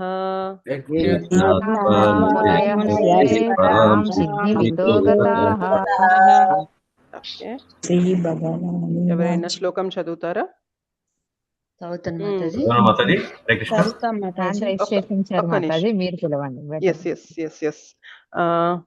భువనేశ్వరి మాతాజీ శ్లోకం చదవండి. హరిబోల్ మాతాజీ. హరిబోల్ మాతాజీ. శ్రీ భగవానువాచ పరం భూయః ప్రవక్ష్యామి జ్ఞానానాం జ్ఞానముత్తమం యజ్ఞాత్వా మునయః సర్వే పరాం సిద్ధిమితో గతాః. హరిబోల్ మాతాజీ. హరిబోల్. Thank you. ఉషా మాతాజీ అనువాదం చదవండి. శ్రీ భగవానువాచ అనువాదం మాతాజీ. దేవదేవుడైన శ్రీకృష్ణుడు పలికెను, దేనిని తెలుసుకుని మునులందరూ పరమసిద్ధిని పొందిరో అట్టి జ్ఞానములలో కల్లా ఉత్తమమైన ఈ దివ్య జ్ఞానమును నీకిప్పుడు నేను మరలా తెలియజేయుదును. థ్యాంక్ యూ మాతాజీ. కిషన్ ప్రభుజీ భాష్యం భాష్యము. సప్తమాధ్యాయము నుండి ద్వాదశాధ్యాయపు చివరి వరకును శ్రీకృష్ణ భగవానుడు పరతత్వమును దేవాది దేవుడును అగు తనను గూర్చి స్పష్టముగా వివరించి ఉన్నాడు. ఇప్పుడు భగవానుడు తిరిగి అర్జునులకు మరింత అధికమైన జ్ఞాన వికాసమును కల్పించుతున్నాడు. ఎవరైనను తాత్విక చింతన విధానము ద్వారా ఈ అధ్యాయమును అవగాహన చేసుకునేచో వారు వెంటనే భక్తియోగ భక్తియుక్త సేవను కూడా అవగాహన చేసుకొనగలరు. నమ్రతతో జ్ఞానమును పెంపొందించుకున్నట ద్వారా జీవుడు భౌతిక బంధముల నుండి విముక్తుడు కావచ్చునని గడిచిన త్రయోదశాధ్యాయమున స్పష్టముగా వివరింపబడింది. అట్లే ప్రకృతి త్రిగుణముల సంపర్కము చేతనే జీవుడు భౌతిక జగత్తున బద్ధుడగునని కూడా వివరింపబడింది. ఇప్పుడు ఈ అధ్యాయమునందు ఆ ప్రకృతి త్రిగుణములెట్టివో, అవి ఎట్టు వర్తించునో, అవి ఎట్టు బంధమోక్షములను కలిగించునో దేవాది దేవుడైన శ్రీకృష్ణుడు వివరించుతున్నాడు. ఈ అధ్యాయమునందు తెలుపబడిన జ్ఞానము పూర్వపు అధ్యాయమునందు విశదీకరింపబడిన జ్ఞానము కంటేను ఉత్తమమని దేవాది దేవుడు ప్రవర్తిస్తున్నాడు. అట్టి జ్ఞానమును అవగాహన చేసుకున్నట ద్వారా పలువురు మహర్షులు పరమ సంసిద్ధిని సాధించి ఆధ్యాత్మిక జగత్తునకు చేరిది. అట్టి జ్ఞానమునే భగవానుడు ఇప్పుడు మేలైన పద్ధతిని వివరించుతున్నాడు. ఈ జ్ఞానము ఇంతవరకు వివరింపబడిన ఇతర అన్ని జ్ఞాన విధానముల కంటేను మిక్కిలి ఉత్కృష్టమైనది. దీనిని అవగాహనము చేసుకున్నట ద్వారా పలువురు మునులు సంసిద్ధిని పొందిరి. కనుకని ఈ చతుర్దశాధ్యాయమును అవగాహన చేసుకునే వారు పరిపూర్ణత్వమును పొందగలరని తప్పక ఆశించవచ్చును. హరే కృష్ణ మాతాజీ. ధన్యవాదాలు. ధన్యవాదాలు. Thank you so much Prabhuji. ఇక్కడ చూడండి, భగవానుడు తిరిగి అర్జునునకు మరింత అధికమైన జ్ఞాన వికాసమును కల్పించుచున్నాడు. ఎవరైనను తాత్విక చింతన విధానము ద్వారా ఈ అధ్యాయమును అవగాహన చేసుకొనినచో వారు వెంటనే భక్తియుక్త సేవను కూడా అవగాహన చేసుకొనగలరు. సో ఇక్కడ చూసినట్లయితే ఏమంటున్నారంటే, దేనిని తెలుసుకొని మునులందరూ పరమ సంసిద్ధిని పొందిరో అట్టి జ్ఞానములలోకెల్లా ఉత్తమమైన ఈ దివ్య జ్ఞానమును నీకు ఇప్పుడు నేను మరలా తెలియజేయుదును. మీకు గుర్తున్నట్లయితే 7వ అధ్యాయం 9వ అధ్యాయంలో కూడా మొదట అధ్యాయం మొదలు పెట్టేటప్పుడు ఈ జ్ఞానం ఎంత గొప్పది అని చెప్పి ఆ జ్ఞానాన్ని కీర్తిస్తూ భగవంతుడి అధ్యాయాన్ని మొదలు పెడతారు. గుర్తుందా? 7వ అధ్యాయం అండ్ 9వ అధ్యాయం. Yes no? మనకి 9వ అధ్యాయంలో పరమ గుహ్య జ్ఞానం గురించి వచ్చినప్పుడు కూడా మనం రాజవిద్య రాజగుహ్యం పవిత్రం ఇదముత్తమం ప్రత్యక్షావగమం ధర్మ్యం సుసుఖం కర్తుం అవ్యయం అని ఆ జ్ఞానం గురించి గ్లోరిఫై చేసి స్తుతించి ఆ జ్ఞానం గొప్పతనాన్ని చెప్పి జ్ఞానాన్ని ఇవ్వడం మొదలు పెడతారు. 14వ అధ్యాయంలో కూడా సేమ్ అలానే చెప్తున్నారు అనమాట కృష్ణ. అయితే 14వ అధ్యాయానికి కూడా ఎందుకు ఇంత గొప్పదైన జ్ఞానం అని చెప్తున్నారు? జనరల్ గా భక్తి కదా అన్నిటికన్నా గొప్పదైన జ్ఞానము. భక్తి చేయడం అనే దాని గురించి చెప్తున్నప్పుడు ఇది చాలా సుప్రీం నాలెడ్జ్ అని చెప్తే మనకు అర్థమైంది. మరి 14వ అధ్యాయం చెప్తూ కూడా ఇది చాలా గొప్ప జ్ఞానం అని ఎందుకు చెప్తున్నారు కృష్ణ అంటే, ఇందాక అనుకున్నట్లు మనము ఈ త్రిగుణాలు ఏంటి, త్రిగుణాలు ఎలా ఒక జీవుని పైన ప్రభావం చూపిస్తాయి, జీవుడు ఎలా వీటిలో చిక్కుకుపోయాడు, ఇలా చిక్కుకుపోయిన జీవుడు ఎలా బయటపడగలడు అని తెలుసుకున్న తర్వాత జీవుడు చేసే పని ఏమవుతుంది చెప్పండి? ఆ బయటపడే మార్గాన్ని గట్టిగా పట్టుకుంటాడా లేదా? పట్టుకుంటాడు మాతాజీ. ఆ బయటపడే మార్గం ఏదై ఉంటుంది చెప్పండి? భక్తి. ఎగ్జాక్ట్లీ, భగవద్భక్తి. సో ఇంత తెలుసుకున్నా కూడా ఫైనల్ గా ఎక్కడికి వస్తున్నాం మనము? భగవద్భక్తి చేసుకొని త్రిగుణాల ప్రభావం నుండి బయటకు వస్తున్నాం. కాబట్టి భగవంతుడు ఈ జ్ఞానాన్ని కూడా ఎంతో గొప్పదైన జ్ఞానంగా ఇక్కడ స్తుతించడానికి రీజన్ ఏంటి అంటే, ఈ జ్ఞానం తీసుకునేది కూడా భగవద్భక్తి చేయడానికి అని చెప్పడానికి. ఫైనల్ గా మనం కంక్లూజన్ ఎక్కడికి వస్తున్నాం? భగవద్భక్తికే వస్తున్నాం. అండ్ భగవద్భక్తి అనేది ఎప్పుడు కూడా అన్ని జ్ఞానాలలో కల్లా అత్యుత్తమమైన నాలెడ్జ్ అనమాట, భక్తి గురించి తెలుసుకోవడం. సో అందుకని ఈ చాప్టర్ కి కూడా భగవంతుడు చాలా గ్లోరిఫై చేస్తున్నారు, ఇచ్చే జ్ఞానాన్ని ఇక్కడ స్తుతిస్తున్నారు అనమాట. గొప్పదైన జ్ఞానము. ఈ జ్ఞానాన్ని తెలుసుకొనిన పిమ్మట ఎందరో మునులు కూడా పరిపూర్ణత్వాన్ని సాధించగలరు అని చెప్తున్నారు. అయితే ఇక్కడ మునులు అని ఎందుకు వాడారు? భక్తులు పరిపూర్ణత్వాన్ని సాధించారు అని చెప్పొచ్చు కదా. కృష్ణ ఇక్కడ మునయః అని చెప్పి వాడారు. మీరు శ్లోక చూసినట్లయితే చూపిస్తాను, ఆగండి. మునయస్సర్వే యజ్ఞాత్వా మునయస్సర్వే పరాం సిద్ధిమితో గతాః. అట్టి జ్ఞానములలోకెల్లా ఉత్తమమైన ఈ దివ్య జ్ఞానమును నీకు ఇప్పుడు మరలా తెలియజేస్తున్నాను. ఓకే, మునులందరూ దేనిని తెలుసుకొనినా మునులందరూ పరమ సంసిద్ధిని పొందిరో అట్టి జ్ఞానాన్ని నేను ఇప్పుడు తెలుపుతున్నాను అని అన్నారు. ముని అని ఎందుకు వాడారు, భక్తుడు అని ఎందుకు వాడలేదు అంటే, భక్తునికి భగవద్భక్తి టాప్ మోస్ట్ అని అర్థమైపోతుంది. సో భక్తుని లెవెల్ ఎలా ఉంటుంది అంటే, జీవుడు భగవంతుని దాసుడు అంతే, భగవంతుని సేవ చేయాలి, అది ఫిక్స్ అయిపోయి ఉంటుంది. జీవుడు చిక్కుకుపోయాడు, ఎలా త్రిగుణాల ప్రభావం ఉంటుంది, త్రిగుణాలు ఒక్కొక్కసారి ఎట్లా మనల్ని యాక్ట్ చేస్తూ ఉంటాయి, ఇదంతా భక్తునికి పెద్ద ఫోకస్ పడే విషయం కాదు.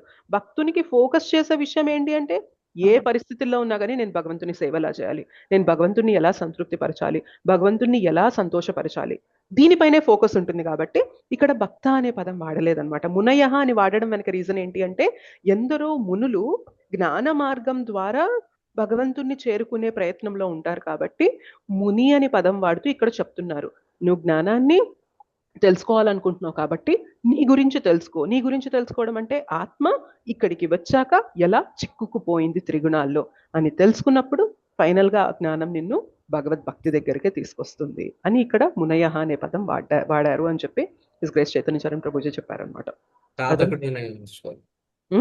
సాధకుడు అనొచ్చు కదా, భక్తుడు సాధకుడు అవుతాడు, భక్తుడు. కరెక్ట్. ఇక్కడ మనకి జ్ఞాన యోగ మార్గంలో ఉన్న వాళ్ళని ఇక్కడ మునిగా మనం చెప్పడం జరిగింది. ఓకే,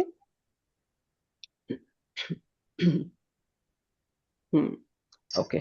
సో మనకి 14.1లో గ్లోరిఫికేషనే ఉంది. 14.2 కూడా మనకి ఈ జ్ఞానం యొక్క గొప్పతనం గురించే ఉంటుంది.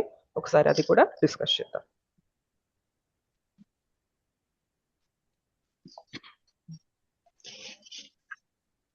చూడండి, భగవంతుని సృష్టి ఎంత స్పెషల్గా ఉంటుందంటే ఒక్కొక్కసారి ఆలోచిస్తే అనిపిస్తుంది, ఇదే శరీరంతో, ఇదే మనస్సుతో, ఇదే భౌతిక జగత్తులో ఉండి మనం భగవంతునికి వ్యతిరేకంగా అవ్వాలి అనుకుంటే భగవంతుని మాయాశక్తి మనల్ని ఎంత మోహితులను చేస్తుంది అంటే ఇంకా భగవంతుణ్ణి మర్చిపోయి మనం ఇక్కడ ఆనందాన్ని వెతికే వేటలో మనల్ని పడేస్తుంది.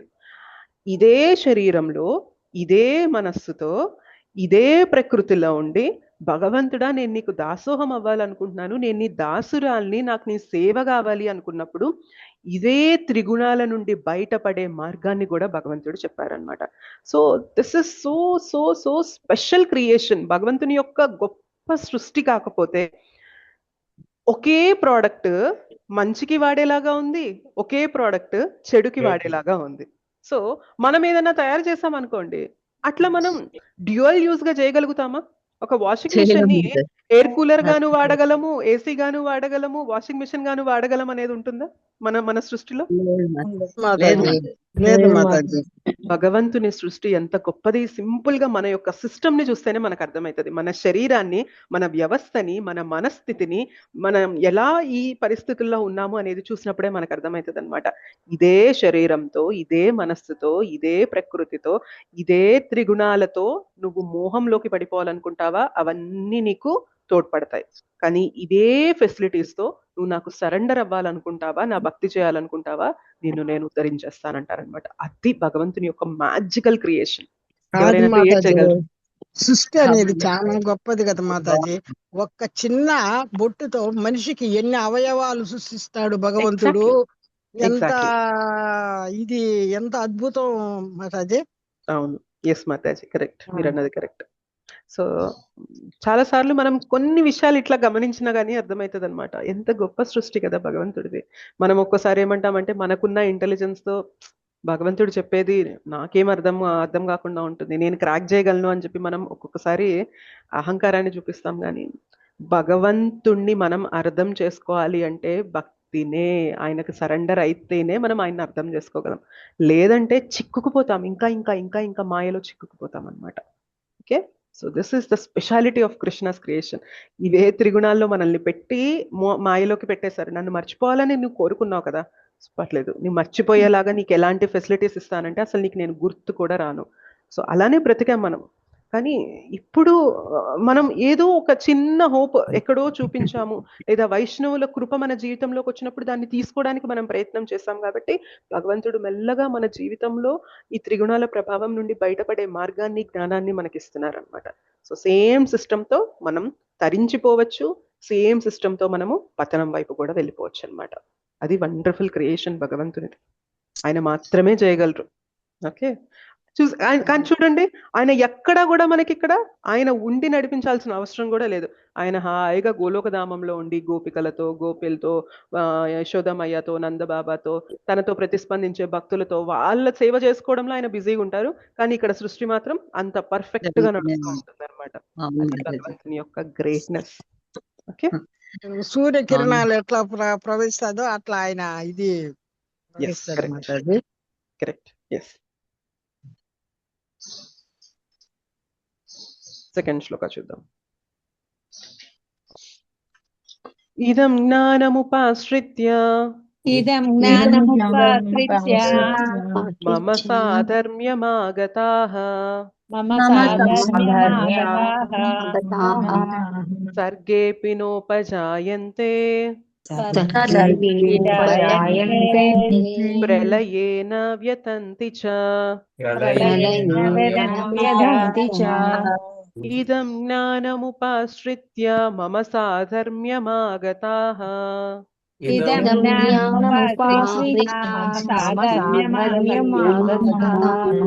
సర్గేపి నోపజాయంతే ప్రళయేన వ్యథంతి చ.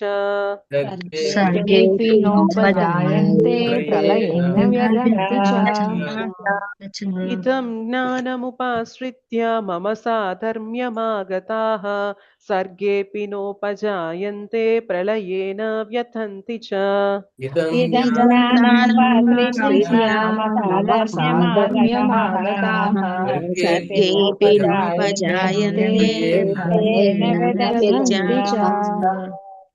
ఎవరైనా శ్లోక చదువు, ఒక నిమిషం నేను చెప్తాను ఎవరు చదువుతారనేది. నరసింహదాస్ ప్రభుజీ శ్లోక చదువుతారా? దండవత్ ప్రణామ్ చదవండి. ఇదం జ్ఞానం ఉపాశ్రిత్య మమ సాధర్మ్యమగాతః సర్గేపి నోపజాయంతే ప్రళయేన వ్యథంతి చ. హరే కృష్ణ. హరే కృష్ణ. Thank you Prabhuji. లలితా మాతాజీ అనువాదం చదువుతారా?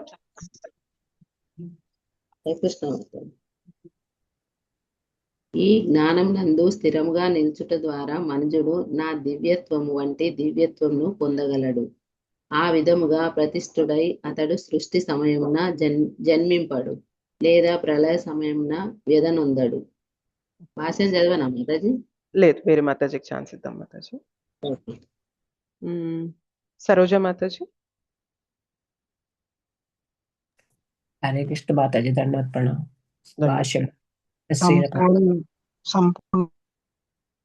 మిగిలిన వాళ్ళు మ్యూట్ లో ఉండండి. సంపూర్ణ ఆధ్యాత్మిక జ్ఞానమును పొందిన పిమ్మట మానవుడు జన్మ మృత్యు పరంపర నుండి విముక్తుడే దేవాది దేవునితో గుణైక్యమును పొందును. అయినను జీవాత్మగా అతడు అన్నడును తన వ్యక్తిత్వమును కోల్పోవడు. కనుకని ఆధ్యాత్మిక జగత్తు నందలి దివ్యలోకమును చేరిన ముక్తాత్ములు పరమపురుషుని దివ్యమైన ప్రేమయుక్త సేవ యందు నెలకొని అతని పాదపద్మములనే సదా తర్పింపగోరుదనని వైదిక గ్రంథముల ద్వారా తెలియచున్నది. కనుకనే ముక్తి నొందిన పిమ్మట కూడా శుద్ధ భక్తులు తమ వ్యక్తిత్వమును కోల్పోవరు. సాధారణముగా ఈ భౌతిక జగత్తునందు మనము సంపాదించు జ్ఞానం అంత్యు త్రిగుణములచే కలుషితమై ఉండును. భౌతిక ప్రకృతికి సంబంధించిన త్రిగుణములచే కలుషితము కాని జ్ఞానమే ఆధ్యాత్మిక జ్ఞానం అని పిలువబడును.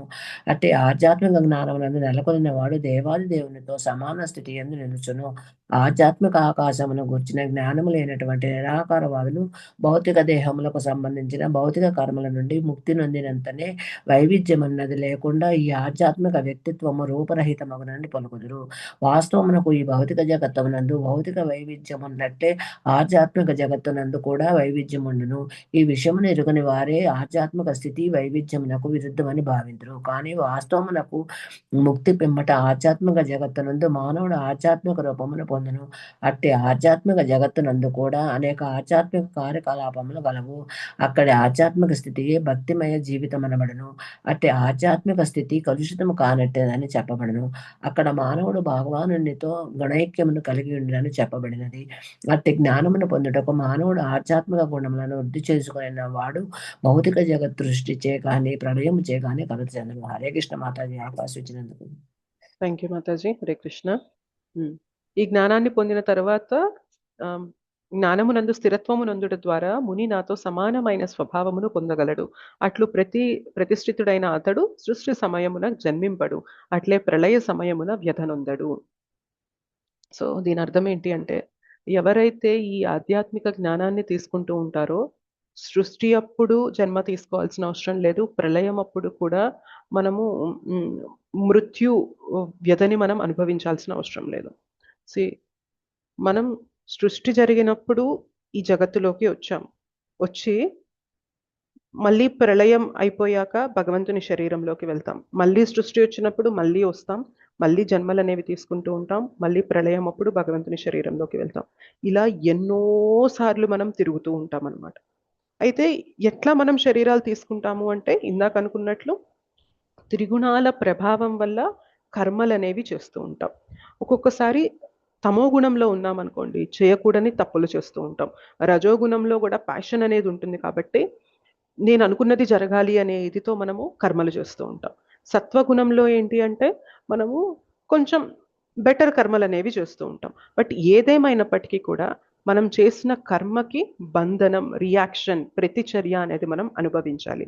ఆ ప్రతిచర్య అనుభవించడానికి మనకి మళ్ళీ నెక్స్ట్ శరీరం అనేది రెడీ అవుతూ ఉంటుందన్నమాట.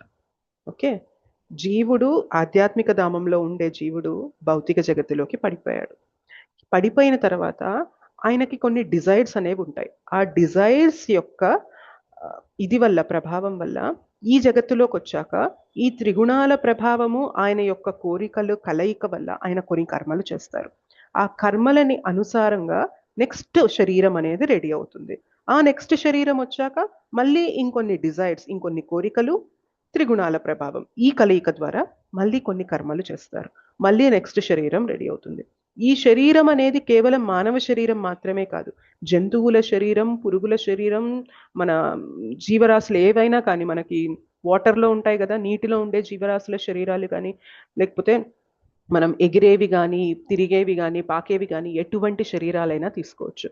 మన కోరికలు, మన కర్మలు, త్రిగుణాల ప్రభావం, వీటన్నిటి రీత్యా మనకి నెక్స్ట్ శరీరం అనేది రెడీ అవుతూ ఉంటుంది. సో శరీరం రెడీ అవుతుంది అంటే మళ్ళీ మనం జన్మ తీసుకుంటున్నాం, కొంతకాలం ఉంటున్నాం, మృత్యు బారిన పడుతున్నాం, మళ్ళీ జన్మ తీసుకుంటున్నాం, మళ్ళీ కొంతకాలం ఉంటున్నాం, మళ్ళీ మృత్యు బారిన పడుతున్నాం. ఇలా జరుగుతూనే ఉంటుంది. ఎన్నిసార్లు అంటే అది కేవలం భగవంతునికి మాత్రమే తెలుసు. ఎన్ని కోటాను కోట్ల జన్మలు మనం తీసుకొని ఇవాళ మనకి మానవ జన్మ వచ్చి, మన జీవితంలో భగవద్భక్తి వచ్చి, భక్తుల సాంగత్యం వచ్చి, ఇస్కాన్కి మనం కనెక్ట్ అయ్యి, గౌడీయ వైష్ణవ పరంపరకి కనెక్ట్ అయ్యి మనం ఇవాళ తెలుసుకుంటున్నామంటే ఇంకా మన జీవితం దిశ అనేది మారింది. ఇప్పటిదాకా పుడుతున్నాం, చస్తున్నాం, పుడుతున్నాం, కొద్దిసేపు ఉంటున్నాం, చచ్చిపోతున్నాం, పుడుతున్నాం, కొద్దిసేపు ఉంటున్నాం, చచ్చిపోతున్నాం. ఇలా ఇలా ఇలా ఇలా తిరుగుతూ ఉన్నాం. మనము మన కోరికల వెంట పరిగెడుతున్నాం. మనకి ఆచార్యుల కృప వల్ల, శ్రీల ప్రభుపాద్ కృప వల్ల భగవద్భక్తి దొరికి ఈ జ్ఞానాన్ని తీసుకుంటున్నప్పుడు, ఈ జ్ఞానం మనకి ఏం చేస్తుందని ఈ శ్లోకాలు చెప్తున్నారంటే, మళ్ళీ సృష్టి జరుగుతున్నప్పుడు మనం జన్మించవలసిన అవసరం లేదు. ప్రళయం జరుగుతున్నప్పుడు బాధ అంటే మనం మృత్యు బాధ పడాల్సిన అవసరం లేదు. అంటే ఏమంటున్నారు, ఈ సృష్టి ప్రళయం మధ్యలోనే జీవుడు ఉద్ధరింపబడిపోతాడు. ఎందుకు అంటే జ్ఞానాన్ని తీసుకున్నాడు, ఆ జ్ఞానాన్ని అమలుపరిచే ప్రయత్నంలో ఉన్నాడు. అమలుపరుస్తూ భగవద్భక్తి అనేది చేసుకుంటూ దాంట్లో పరిపూర్ణత సాధించిన తర్వాత ఆయన ఇక్కడ మళ్ళీ జన్మ తీసుకోవాల్సిన అవసరం లేదు. మళ్ళీ ఈ దేహాలు, భౌతిక దేహాలు తీసుకొని ఇక్కడ తిరగాల్సిన అవసరం లేదు. ఆయన తిరిగి భగవద్ధామానికి వెళ్ళిపోవచ్చు. సో ఈ జ్ఞానం మనకి ఎంత గొప్పది అంటే, సృష్టి ప్రళయంలో మనం జన్మ మృత్యు సైకిల్స్ అనేవి, మనం అట్లా ఎన్నో చక్రాలు తిరుగుతూ ఉన్నాం. మనము ఈ చక్రం నుండి బయటపడగలుగుతాము. అంత గొప్పదైన జ్ఞానం ఇది అని చెప్పి భగవంతుడి జ్ఞానాన్ని స్తుతిస్తున్నారనమాట. అండ్ ఇక్కడ మనకి ఇంకొక పాయింట్ చెప్పారు, ఏంటి అంటే, సరే బయటపడిన తర్వాత ఏమవుతుంది అంటే మన ఇండివిజువాలిటీ మనకి ఉంటుంది. మనం వెళ్ళి భగవంతునితో ఐక్యమైపోవడం అనేది ఉండదు. ఇక్కడ ఉండకుండా భగవద్ధామానికి వెళ్ళి ఉంటాము. ఇక్కడ చేసే సేవ భగవద్ధామానికి వెళ్ళి సేవ చేస్తాము. మన ఉనికి ఇక్కడ ఉంటుంది, అక్కడ ఉంటుంది. అయితే ఇక్కడికి అక్కడికి డిఫరెన్స్ ఏంటి అంటే, ఇక్కడ భౌతిక శరీరంలో చిక్కుకుపోయి ఉన్నాము, త్రిగుణాల ప్రభావంలో ఉన్నాము, భగవంతునికి విరుద్ధంగా ఉన్నాం. అక్కడికి వెళ్ళగలిగినట్లయితే మనకి మన సచ్చిదానంద శరీరం అనేది వస్తుంది. దానికి జన్మ మృత్యు జరా వ్యాధి అనేది ఉండదు. అంటే దానికి పలానా టైంలో జన్మ వస్తుంది, పలానా టైంలో మృత్యు ఉంటుంది, పలానా టైంలో వ్యాధి వస్తుంది, పలానా టైంలో వృద్ధాప్యం వస్తుంది, అదేం ఉండదు అనమాట. అటువంటి శరీరం మనకు వస్తుంది. అక్కడ మనం ఆ శరీరంతో భగవత్ సేవ అనేది చేసుకోగలుగుతాం అనమాట. ఓకే, సో ఈ జ్ఞానం యొక్క గొప్పతనం అనేది మనకి మొదటి 2 శ్లోకాల్లో భగవంతుడు ఇవ్వడం జరిగింది. సో ఈ జ్ఞానాన్ని తీసుకున్న వ్యక్తి ఖచ్చితంగా భగవద్భక్తి అనేది చేస్తారు. ఎందుకంటే ప్రాబ్లం తెలిసిన తర్వాత ట్రీట్మెంట్ తీసుకోవాలని అనుకుంటారా లేదా ఎవరైనా? అనుకుంటారు మాతాజీ. సో మన ప్రాబ్లం ఏంటి అనేది ఇక్కడ కృష్ణ చక్కగా వివరిస్తున్నారు. ఒక మంచి ఎక్స్పర్ట్ డాక్టర్ లాగా చెప్తున్నారు అనమాట. ఓ పేషెంట్, ఓ జీవా, వచ్చావు కదా నా దగ్గరికి, this is your problem, so and so problem, నువ్వు ఈ త్రిగుణాల్లో చిక్కుకుపోయినావు, అందుకే ఇట్లా చేస్తున్నావు అని చెప్పి మనకి ప్రాబ్లం చెప్పారనమాట. డాక్టర్ దగ్గరికి వెళ్ళినప్పుడు కూడా అన్ని టెస్ట్లు చేసి చెప్తారు మనకి డాక్టర్, ఇది నానా, ఇదమ్మా నీ ప్రాబ్లమ్, ఈ ప్రాబ్లం వల్లనే నీకు ఆ సిమ్టమ్స్ అన్నీ ఉన్నాయి, అందుకే అంత బాధ అనుభవిస్తున్నావు నీ శరీరంలో అని చెప్పిన తర్వాత మనం ఏమంటాం, అవునా డాక్టర్, సరే ఇప్పుడు నేను ఏం చేయాలి ఈ ప్రాబ్లం నుండి బయటపడడానికి, నాకు ఏదన్నా చికిత్స ఉందా చెప్పండి, నాకు మందులు ఉన్నాయా, నాకు ఏదన్నా ప్రొసీజర్ ఉంటే చెప్పండి, దీని నుంచి నేను తొందరగా రికవర్ అవ్వాలి, క్యూర్ అవ్వాలి అని మనం ఎలా అయితే అడుగుతామో సో భగవంతుడు కూడా ఇక్కడ చెప్పేస్తున్నారు అనమాట. సో ప్రాబ్లం చెప్పి మనకి చికిత్స ఏంటి కూడా ఆల్రెడీ చెప్పేశారు. అది మనకి మధ్యలో ఉన్న 6 chapters లో ట్రీట్మెంట్ అనేది ఏంటి అని చెప్పి ఇప్పుడు మనకి ప్రాబ్లం కోణంలో కూడా ఎక్స్ప్లెయిన్ చేస్తున్నారు అనమాట. ఓకే, సో ఇది తీసుకున్న ఈ జ్ఞానాన్ని తీసుకున్న వ్యక్తి, ట్రీట్మెంట్ దగ్గరికి వెళ్ళిన వ్యక్తి, ట్రీట్మెంట్ తీసుకున్న వ్యక్తి ఖచ్చితంగా జన్మ మృత్యు జరా వ్యాధి చక్రం నుండి బయటపడిపోతారు. ఆయన సృష్టి యొక్క క్రియేషన్ అంటే సృష్టి జరుగుతున్నప్పుడు, ప్రళయం జరుగుతున్నప్పుడు కూడా ఆయనకి జన్మ అండ్ మృత్యు బాధలు అనేవి ఆయనకి ఉండవు. ఆయన ఈ మధ్యలోనే ఉద్ధరింపబడిపోయి భగవద్ధామానికి వెళ్ళిపోతారు అని చెప్తున్నారు. ఓకే, క్లియరా శ్లోక? క్లియర్ మాతాజీ. ఏమైనా క్వశ్చన్స్ ఉన్నాయా?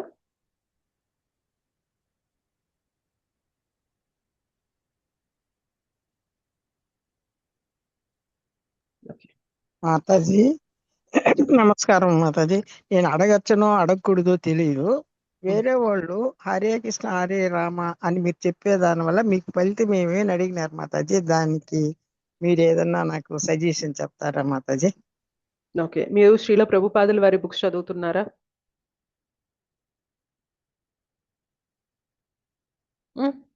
నేను చదువుతాను మాతాజీ, నేను చదువుతాను మాతాజీ. చదివినప్పుడు శ్రీల ప్రభుపాదుల వారు అందులో చెప్తారా లేదా? హరే కృష్ణ మహామంత్రం జపం చేయడం వల్ల మనం ఏం చేస్తున్నాము, ఏం పొందుతున్నాము అని బుక్స్ లో ఉంటాయా లేదా చెప్పండి. ఉంటాయి మాతాజీ, నాకు తెలుసు. వేరే వాళ్ళు అడిగినారు, వాళ్ళకి మనం ఎట్లా మీరు ఏం తెలుసుకున్నారో అదే చెప్పండి. మీరు ఏం తెలుసుకున్నారు చెప్పండి. హరే కృష్ణ మహామంత్రం జపం చేయడం ద్వారా మనకి ఏం బెనిఫిట్ అవుతుంది చెప్పండి. మీరేం తెలుసుకున్నారు బుక్స్ ద్వారా, క్లాసెస్ ద్వారా? అన్ని పాపములు భగవంతుడు మనల్ని ఆ పాపాల నుండి బయటపడేస్తాడు. ఇప్పుడు గాని ఆయనే మనకు శరణాగతి. ఎన్ని రోజులున్నాయి ఈ భౌతిక ప్రపంచంలో, ఆయన దీటికి వెళ్లాల్సిందే మనము. అదంతా కాదు, హరే కృష్ణ మహామంత్రం జపం చేయడం ఎందుకు అంటే, మీరు చెప్పే ఆన్సర్ వాళ్ళు అడిగిన క్వశ్చన్ సింక్ లో లేదు. ఎందుకు హరే కృష్ణ మహామంత్రం జపించాలి? నాకు తెలిసింది. సో కలియుగంలో మనం ఉద్ధరింపబడడానికి అత్యంత తేలికైన సులువైన మార్గము హరినామ జపం చేయడము. ఓకే, ఆ మాట మీరు చెప్పినప్పుడు హరినామ జపం గురించి మీరు ప్రజెంట్ చేస్తున్నట్లు అన్నమాట. సో హరే కృష్ణ మహామంత్రం అనేది భగవన్ నామము. ఇది మేము ఏదైతే పరంపరలో ఉన్నామో ఆ పరంపరలో మాకు ఆచార్యులు ఇచ్చిన మంత్రము, గొప్ప మంత్రము. ఈ మంత్రం చేయడానికి ఎటువంటి నియమాలు లేవు. ఎవరైనా కూడా జపం చేయొచ్చు. జనరల్ గా మంత్రం అంటే గురువుల ద్వారా బోధ చేసి పొందిన మంత్రమే మనం జపించాలి అంటారు. కానీ ఈ మంత్రం మాత్రం ప్రతి ఒక్క జీవుడు జపం చేసేలాగా చైతన్య మహాప్రభు మనకిచ్చారు. కలియుగంలో మనకి ఏ యుగమైనా కానీ భగవత్ నామానికి భగవంతునికి అభేదం. మనం భగవన్ నామాన్ని జపం చేస్తూ ఉంటే భగవంతుని సాన్నిధ్యంలో మనం ఉన్నట్లు, భగవంతునితో మనం ఉన్నట్లు. భగవంతుడు మనం ఎక్కడెక్కడ ఏ ఏ రీజన్స్ వల్ల ఇక్కడ ఇరుక్కుపోతున్నామో అవన్నీ కూడా మన నుండి తీసేస్తారు. డీటెయిల్ గా చెప్పాలంటే మీరు శిక్షాష్టకంలో మొదటి శ్లోక చెప్పారనుకోండి, భగవన్ నామం చెప్పే కొద్ది 7 బెనిఫిట్స్ ఉంటాయి అని చెప్పి అక్కడ ఉంటది. సో చేతో దర్పణ మార్జనం జరుగుతుంది. అవన్నీ ఎక్స్ప్లెయిన్ చేయగలిగితే ఇంకా మంచి విషయం. అంత చెప్పలేనంటారా? సింపుల్ థింగ్ ఏంటి అంటే, మనమున్న యుగం కలియుగం. కలియుగంలో మనం ఉద్ధరింపబడాలి. మనం ఈ జన్మ మృత్యు జరా వ్యాధి ప్రాబ్లమ్స్ నుండి బయటపడాలి అంటే ఈజియెస్ట్ మార్గం ఏంటి అంటే భగవన్నామం జపం చేయడం. సో మా పరంపరలో మాకు ఇచ్చిన మంత్రం ఇది. సో ఈ మంత్రాన్ని ఎవరైనా జపం చేయొచ్చు అని చెప్పి వాళ్ళని కూడా జపం చేయమని చెప్పొచ్చు. సింపుల్ గా చెప్పండి. మనం ఎక్కువ కాంప్లికేట్ చేయాల్సిన అవసరం కూడా లేదు. మనం ఏదైతే తెలుసుకుంటున్నామో అవి సింపుల్ గా ప్రెజెంట్ చేయండి చాలు. మనం ఒక్కోసారి అది అడిగితే ఏం చెప్పాలి, ఇది అడిగితే ఏం చెప్పాలి, అవసరం లేదు. సింపుల్ గానే చెప్పండి. అసలు ఏం తెలియని వ్యక్తికి పెద్ద తత్వం చెప్పేసాం అనుకోండి, వాళ్ళు వామ్మో ఎందుకులే వీళ్ళని కదిలించడం అనుకుంటారు. లేకపోతే ఏదేదో చెప్తున్నారు కానీ మాకు అర్థం కావట్లేదు అని అనుకుంటారు. సో అందుకని ఎక్కువ కాన్సెప్ట్స్ వాళ్ళకొద్దు. సింపుల్ గా చెప్పండి. అసలు ఎందుకు చేస్తున్నాం మనం? కలియుగంలో యుగ ధర్మం అది. భగవన్నామం జపం చేయడం అనేదే యుగ ధర్మం. యుగ ధర్మాన్ని మనం ఫాలో అవుతున్నాం. అలా చెప్పినా కానీ వాళ్ళు అర్థం చేసుకోగలుగుతారు. ఎలా ఉండాలంటే మనం శ్రీల ప్రభుపాద్ బుక్స్ ఎలా చదవాలి అంటే, ఒక్కసారి ఆ బుక్స్ మనం కరెక్ట్ గా పరిశీలించినట్లయితే ఎటువైపు నుండి ఎట్లాంటి క్వశ్చన్స్ వస్తాయి, ఆ క్వశ్చన్స్ కి ఎట్లాంటి ఆన్సర్స్ ఇవ్వాలి అనేది ప్రభుపాదుల వారు మనకు అన్ని మెటీరియల్ అంతా ఇచ్చేసారు. అందుకే ఓకే డైలీ ప్రభుపాదుల వారి బుక్స్ చదువుతున్నాం అనుకోండి, మనకి ఎటువంటి క్వశ్చన్లు వచ్చినా గానీ ఆన్సర్ ఇవ్వగలిగే సామర్థ్యం మనకు ఉంటుంది. శక్తి వస్తుంది ఆర్ ద బేసిస్ అంటారు. ఎగ్జాక్ట్లీ. మనం ఎంతమంది చదువుతున్నాం, ఈ క్లాసెస్ వింటున్నాం, కానీ అంత కష్టపడి మన కోసం ఇచ్చారు కదా బుక్స్ శ్రీల ప్రభుపాదుల వారు. ఓకే మాతాజీ. మీకనే కాదు మాతాజీ, అందరికీ చెప్తున్నాను.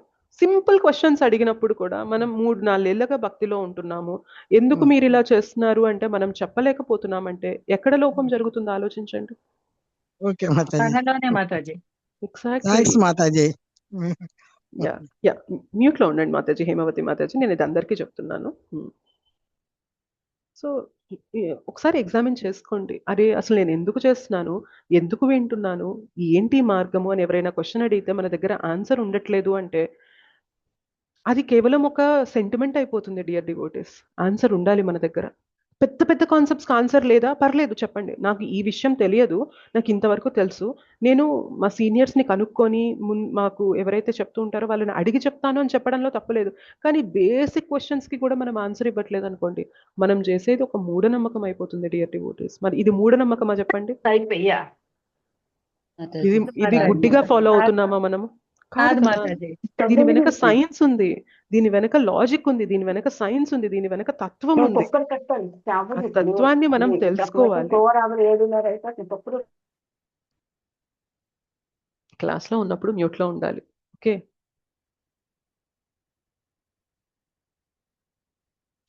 తెలుసుకోండి. శ్రీల ప్రభుపాదుల వారి బుక్స్ అనేవి చదవాలి, ఖచ్చితంగా చదవాలి. క్లాసెస్ వింటున్నారు, మంచి విషయమే, జపం చేస్తున్నారు, మంచి విషయమే. కానీ ఎవరైనా వచ్చి క్వశ్చన్ అడిగినప్పుడు ఏంటిది, ఎందుకు చేస్తున్నారో అన్నప్పుడు మన దగ్గర ఆన్సర్ లేదనుకోండి, దాని అర్థం ఏంటి తెలుసా? మనం చేసేదంతా కూడా వేస్ట్ అని చెప్పి మనమే ఒప్పేసుకుంటున్నాం. ఎంత తప్పు చేస్తున్నాం ఆలోచించండి. మనం చేసేదానికి వెనక ఎంత పెద్ద గొప్ప రీజన్ ఉంది, ఆ రీజన్ని మనం చెప్పలేకపోతున్నామంటే ఎంత దారుణమైన స్థితిలో ఉన్నాం. మిగిలిన వాళ్ళకి ఏం ఎగ్జాంపుల్ ఇస్తున్నాం? వాళ్ళు ఎందుకు చేస్తారు అనుకుంటారు చెప్పండి? నేను కూర్చొని మాల చేస్తున్నాను, నేను ఎందుకు మాల చేస్తున్నాను అని ఎవరైనా అడిగితే నా దగ్గర ఆన్సర్ లేదనుకోండి, వాళ్ళు మాల చేయడానికి మనం ఇన్స్పిరేషన్ అవుతామా వాళ్ళకి? వాళ్ళు జపం చేయగలుగుతారా మనల్ని చూసి? వీళ్ళు ఏదో చేస్తున్నారు మనం కూడా చేద్దామని చెప్పి వాళ్ళకి ఎలా అనిపిస్తుంది? తత్వం చెప్తేనే అర్థమవుతుంది. ఓకే, సో తత్వం అనేది మినిమం టు మినిమం తెలుసుండాలి మనకి. అది శ్రీల ప్రభుపాదుల వారు చాలా సరళమైన భాషలో మనకి ఇచ్చారు. ఇవి చదవండి, సిన్సియర్గా చదవండి, సిన్సియారిటీ పెట్టండి. ఎందుకు చేస్తున్నాం అనే విషయం మనకే తెలియకపోతే మనం కూడా ఆపేస్తాం 4 రోజులు అయ్యాక జపం, అవునా కదా? మనం ఎందుకు చేస్తున్నాం అనేది మనకి క్లారిటీ ఉంటే మనం కంటిన్యూ చేస్తాము. ఇంకో నలుగురు ఎవరైనా అడిగి మనం ఎవరినైనా ఇన్స్పైర్ కూడా చేయగలుగుతాం. మనకే క్లారిటీ లేదనుకోండి, ఎందుకు ఇదంతా చేస్తున్నాం, ఎందుకు భగవంతునికి సమయాన్ని ఇస్తున్నాం, ఎందుకు కూర్చొని పొద్దున భగవద్గీత వింటున్నాం, ఎందుకు కూర్చొని హరినామం జపం చేస్తున్నాం, ఎందుకు భగవంతునికి నివేదన అర్పిస్తున్నాం, ఎందుకు ఇదంతా చేస్తున్నాం, ఎందుకు, వై అనే క్వశ్చన్కి మన దగ్గర ఆన్సర్ లేకపోతే హౌ కెన్ వి సస్టైన్? మనం ఎలా ముందుకెళ్ళగలుగుతాం, ఎలా నిలబడగలుగుతాం ఈ మార్గంలో? ఆలోచించండి, కొంచెం ఫోకస్ పెట్టండి, సిన్సియర్గా ఉండండి, తెలుసుకోండి. అందరికీ మెటీరియల్ అవైలబుల్గా ఉంది. మనం టెంపుల్కి వెళ్తే 20-30 రూపాయల్లోనే మనకి చిన్న చిన్న బుక్స్ ఉన్నాయి. అవి తీసుకొని చదివినా కూడా చాలా క్వశ్చన్స్కి ఆన్సర్ ఇవ్వగలుగుతాం. మనలో వచ్చే క్వశ్చన్స్కి, ఇతరులలో వచ్చే క్వశ్చన్స్కి, అన్నిటికీ ఆన్సర్ ఇవ్వగలుగుతాం. కానీ మనం సిన్సియారిటీ చూపించడం లేదు, మన వైపే లోపం ఉంది. ఇలా ఉంటే ఎలా ఇవ్వగలుగుతాం నలుగురికి భక్తి? ఎలా మనం నిలబడగలుగుతాం భక్తిలో? ఆలోచించండి. ఓకే, రోజంతా చదవమని చెప్పట్లేదు, రోజులో ఒక 10-15 నిమిషాలు చాలు. 10 నిమిషాలు 15 నిమిషాలు మొదలుపెట్టినా కూడా శ్రీల ప్రభుపాదుల వారు ఇచ్చిన అన్ని స్మాల్ బుక్స్ చదివేసి మీడియం బుక్స్ కూడా చదవడానికి మీకు సంవత్సరం ఉన్నరలో అన్ని బుక్స్ అయిపోతాయి తెలుసా, స్మాల్ అండ్ మీడియం బుక్స్ అన్ని. కానీ ఆ 10-15 నిమిషాలు మనం సిన్సియారిటీ చూపించట్లేదంటే ఎట్లా మనం జపంలో ఫోకస్ చేయగలుగుతాం చెప్పండి? తత్వం తెలిస్తేనే జపంలో శ్రద్ధ పెరిగిద్ది, లేకపోతే అదొక యాంత్రికమైన పని అయిపోతుంది. డియర్ డివోటీస్, యాంత్రికంగా చేయకూడదు. భక్తి ఎప్పుడు వస్తుంది? భగవంతుడు ఎంత గొప్పవాడు, మనం ఎంత దీనస్థితిలో ఉన్నాము, మనకి ఆయనకి సంబంధం ఏంటి, భగవంతుడు ఎంత ఎదురు చూస్తున్నాడు మనం ఉద్ధరించాలి అని చెప్పి, మనం ఆయనతో కనెక్ట్ అవ్వాలి అని చెప్పి, అదే తత్వం కదా. నాకు అర్థమవుతుంది మాతాజీ, వాళ్ళకు మనం చెప్పేది సరిగ్గా ఆన్సర్ యోచన చేస్తారో లేదో అని నాకు సందేహం. యోచన చేస్తారు మాతాజీ, కాకపోతే క్వశ్చన్‌కి ఆన్సర్ కరెక్ట్‌గా చెప్పండి. ఇప్పుడు నేను మిమ్మల్ని అడిగాను క్వెషన్. మీరు కరెక్ట్‌గా చెప్పలేకపోయారు. వేరే ఆన్సర్ ఇచ్చారు. ఆ క్వెషన్‌కి ఇవ్వాల్సిన ఆన్సర్ కాకుండా ఏదో క్వెషన్‌కి ఇవ్వాల్సిన ఆన్సర్ ఇచ్చినప్పుడు పక్కన వాళ్ళు కూడా కన్విన్స్ అవ్వలేరు కదా! ఇప్పుడు మీరు నన్ను ఏదో సందేహం అడిగారు. నేను 14వ అధ్యాయంలో త్రిగుణాల గురించి అడిగితే మీరు క్వెషన్, నేను 6వ అధ్యాయంలో ఉన్న ధ్యాన యోగ గురించి చెప్పాననుకోండి. మీకేమనిపిస్తది? ఓకే. మాతాజీ మాట్లాడింది గానీ నా క్వెషన్ ఇది. మాతాజీ ఏమో ధ్యాన యోగం గురించి చెప్పారు. రెండిటికి సంబంధం లేదు కదా! అని అవును అనిపిస్తది కదా మాతాజీ. మనకి. కరెక్ట్? అవును సో, మాతాజీ. మనం ఆలోచన చేయాలి. బుక్స్ ఓకే చదవడంతో పాటు మాతాజీ. ఖాళీ ఓకే సమయంలో మాతాజీ. మనము చదివిన దానిపైన మననం చెయ్యాలి. ఇవాళ నాకు ఏం చదివాను బుక్‌లో? ఎందుకు జపం చేయమంటున్నారు? ఓకే. శ్రీల ప్రభుపాదుల వారు ఏం చెప్పారు జపం గురించి? చైతన్య మహాప్రభు ఏం చెప్పారు జపం గురించి? హరేర్నామ హరేర్నామ హరేర్నామేవ కేవలం కలో నాస్త్యేవ గతిరన్యత. అంటే కలియుగంలో హరినామం తప్ప ఇంకొక మార్గం లేనే లేదు అని నొక్కి చెప్పారు. ఓకే అవి మాతాజీ. మనం మననం చేయాలి, ఆలోచన చేయాలి. ఓకే మాతాజీ. ఓకే మాతాజీ. ఇది మీకు మాత్రమే కాదు మాతాజీ. ఆన్సర్ అనేది ఎప్పుడు కూడా ఎవరైనా క్వెషన్ అవును. అడిగినప్పుడు ఒక్క మాతాజీకి, ఒక్క ప్రభుజీకి ఇచ్చే ఆన్సర్ కాదు. అది అందరిని ఉద్దేశించి క్లాస్‌లో అవును. అందరికీ పనికొచ్చేలాగా ఆన్సర్ వస్తుంది. Okay. Okay Mataji. Thanks. Thank you. Books చదవండి. బుక్స్ చదవకపోతే మనం నిలకడగా ఉండలేము భక్తిలో. గ్యారంటీడ్ ఇది మాత్రం గుర్తుపెట్టుకోండి. గ్యారంటీ అంటే గ్యారంటీ. బుక్స్ చదవకుండా నేను భక్తిలో ఎదుగుతాను అంటే మాత్రం ఎలా కాదు. ఉంటుంది అంటే, ఒకవైపు మెడిసిన్ తీసుకుంటూనే, ఒకవైపు ఏదైతే డైట్ ఇచ్చారో మనకి రోగం నయం అవ్వాలి అంటే మెడిసిన్ తీసుకోవాలి, డైట్ నియమాలు కూడా ఫాలో అవ్వాలి. నేను నియమాలు చూసుకోవాలి. ఫాలో అవ్వను. కేవలం మాతాజీ మీరు మ్యూట్‌లో ఉంటారా ప్లీజ్? అది కాదు మాతాజీ. అది సక్సెస్ కాదు మాతాజీ. ఓకే. మీరు మ్యూట్‌లో ఉండండి మాతాజీ ప్లీజ్. యెస్. ఓకే. డైట్‌తో పాటు మెడిసిన్ కూడా ఇంపార్టెంట్. మెడిసిన్‌తో పాటు డైట్ కూడా ఇంపార్టెంట్. జపం చేస్తున్నాను, డైట్ ఫాలో అవ్వట్లేదు అంటే, బుక్స్ చదవడం లేదు అంటే, రేపు పొద్దున ఆ మెడిసిన్ మన పైన ఎలా వర్క్ అయిద్ది? డాక్టర్ 2 ఇస్తారు. మెడిసిన్ ఇస్తారు, కొన్ని నియమాలు ఫాలో అవ్వండి అని చెప్పి అది కూడా ఇస్తారు. సో, మనకి అలానే 2 ఇచ్చారు. హరినామం ఇచ్చారు. హరినామాన్ని శ్రద్ధగా చేయాలంటే మనకు కావాల్సిన తత్వాన్ని బుక్స్‌లో ఇచ్చారు. 2 తీసుకోవాలి. 2 తీసుకుంటేనే మన యొక్క ఏదైతే భవరోగం ఉంటుందో అది నయమవుతుంది. లేదంటే చాలా కష్టం. ఒక్క మెడిసిన్‌తో మనం ఓవర్‌కమ్ చేయాలి అంటే, కలియుగ ప్రభావంలో ఉన్నాం. తత్వం తెలుసుకోకపోతే ఎట్లా? చాలా కష్టమైపోతదనమాట. Very, very important. చాలా మంది చాలా ఫాస్ట్‌గా భక్తిలో అడ్వాన్స్ అయిపోతూ ఉంటారు. మీరు గమనించినట్లయితే. మనతో పాటే జాయిన్ అయిపోతూ ఉంటారు. కానీ చాలా తొందరగా ముందుకెళ్ళిపోతూ ఉంటారు. ఏంటి రీజన్ అయితుంది తెలుసా వాళ్ళకి? జపం చేస్తున్నారు, బుక్స్ చదువుతున్నారు, వినే క్లాసెస్‌ని శ్రద్ధగా వింటున్నారు. వాళ్ళు రోజంతా ఇదే సాధనకి పెట్టట్లేదు. కానీ పెట్టే 2 గంటలు చాలా ఫోకస్డ్‌గా భగవంతుని కోసం ఇస్తున్నారు కాబట్టి చాలా ఫాస్ట్‌గా అడ్వాన్స్ అవుతున్నారు వాళ్ళు. మనం పేరుకి రోజంతా భగవత్ చింతనలో ఉంటున్నాం అని అనుకుంటున్నాం కానీ, బుక్స్ చదువుతున్నప్పుడు ధ్యాస ఉండట్లేదు. జపం చేస్తున్నప్పుడు ధ్యాస ఉండట్లేదు. క్లాస్ వింటున్నప్పుడు ధ్యాస ఉండట్లేదు. ఎట్లా మనం ముందుకెళ్ళగలుగుతాం? ఓకే. ఇష్టం ఫర్ అనేది ఎగ్జాంపుల్ పావని ఎట్లా మాతాజీ. ఎగ్జాక్ట్‌లీ. సో, చాలా మంది ఉన్నారు అలా డివోటీస్. ఓకే. మనం భగవంతుని పైన ప్రేమ అనేది మనం చేసే కొన్ని యాక్టివిటీస్ అయినా, కొంత సమయమైనా కానీ, అక్కడ ఎంత ఫోకస్ పెడుతున్నాము అనే దానిపైన, ఎంత శ్రద్ధ పెడుతున్నాం అనే దానిపైన ఆధారపడి ఉంటుంది. వినడానికి వినసొంపుగా ఉంది అని క్లాసెస్‌లో కూర్చొని వినడం ఒక ఎత్తు. కానీ నేనివాళ ఏం తెలుసుకున్నాను ఈ క్లాస్‌లో, ఏం మార్చుకుంటాను నా జీవితంలో అని మనం ఆ ఆలోచన చేశామనుకోండి, ఓకే. నాకు తెలిసిన పాయింట్ అయినా మళ్ళీ విన్నాను అని చెప్పి మనం తెలుసుకున్నామనుకోండి, అది చాలా ఫాస్ట్‌గా ఎళ్ళిపోతాం ముందుకి. మనల్ని ఆపేదేంటి అంటే, మన యొక్క కేర్‌లెస్‌నెస్ మాత్రమే భక్తిలో. మనల్ని ముందుకు తీసుకెళ్ళేదేంటి తెలుసా? మనం పెట్టే శ్రద్ధనే భక్తిలో. ఈ శ్రద్ధ వల్లనే కృప తోడైద్ది. కేర్‌లెస్‌నెస్ వల్లనే కృపకి మనం దూరమైపోతాం. చాలా మందంటారు, కృప రావట్లేదు, కృప లేదు అని. కృప ఎలా వస్తుంది? కృపకి కూడా అర్హత అవసరం లేదు. కానీ కృపని పొందాలి అనే తపన మనలో ఉండాలి. ఇప్పుడు చాలా బాతులున్నాయి. శ్రీల ప్రభుపాదుల వారే చెప్తారు ఒకేసారి ఎగ్జాంపుల్. శ్రీల ప్రభుపాదులు ఒకసారి మార్నింగ్ వాక్‌కెళ్ళినప్పుడు చాలా బాతులు quack quack quack quack quack quack quack quack అని అరుస్తూ ఉన్నాయంట. అయితే ఒక బాతు మాత్రం చాలా గట్టిగా అరుస్తుందంట. Quack quack quack quack quack quack quack quack quack quack అని అరుస్తుందంట. సో వీళ్ళు వాటికి కొంచెం దానా వేయడానికి వెళ్లారక్కడ. అంటే మేత వేయడానికి వెళ్లారు. అక్కడ ఏదైతే బాతు ఎక్కువ అరుస్తుందో, యూజువల్‌గా మన నేచర్ ఏంటి? దానికి ఎక్కువ ఆకలుందేమో కొంచెం ఎక్కువ వేద్దాం అని చెప్పి మనకనిపిస్తుందా లేదా? Yes or no? అవును మాతాజీ జాలి కలుగుతుంది పాపం, అది తిన్నకే అరుస్తుంది, కావాలి కావాలి కావాలి. ఇంకా కావాలి కావాలి కావాలి అని అరుస్తుంది. సరే అది అంత తపన పడుతుంది కదా, దానికి ఇంకొంచెం ఎక్కువ వేద్దాము అని చెప్పి మనకి ఎలా అయితే అనిపిస్తుందో మన సాధన కూడా అలానే ఉండాలి. ఓకే, మనం ఎంత సిన్సియర్గా ఎంత శ్రద్ధగా మనం భగవంతునితో కనెక్ట్ అవుతూ ఉంటామో అంత కృపని మనం అట్రాక్ట్ చేస్తాం. కృప ఇవ్వడం ఆయన ఇష్టమే, కానీ మనం అట్రాక్ట్ చేస్తాం. మనం క్వాక్ క్వాక్ అనడంతో, సాధనలో సిన్సియారిటీ చూపించడంలో అంత కృపని మనం అట్రాక్ట్ చేస్తాం అనమాట. ఓకేనా? ఈ సిన్సియర్గా ఉండండి. దొరకని అమూల్యమైనది మనకి దొరికింది భగవద్భక్తి. అందులో కొంచెం మనం కేర్ఫుల్గా సిన్సియర్గా ఉండడం వల్ల చాలా అద్భుతాలు మన జీవితంలో మనం చూడొచ్చు. చాలా అద్భుతాలు ఈ సమాజంలో కూడా తీసుకొని రావచ్చు. అదే కదా మనం పరంపరకి తిరిగి మనం మన వంతు ఉడతా భక్తి చూపించడం మన గురువులకి అంటే ఏంటి తెలుసా? మనం ఈ జ్ఞానాన్ని సిన్సియర్గా తీసుకోవడం, ఈ జ్ఞానాన్ని నలుగురికి సిన్సియర్గా పంచడం. అది జరగాలి అంటే మన సాధనలో చాలా శ్రద్ధ పెట్టి చేయాలి. బుక్స్ చదువుతున్నా, క్లాస్ వింటున్నా, జపం చేస్తున్నా, శ్రద్ధ అనేది ఇంపార్టెంట్.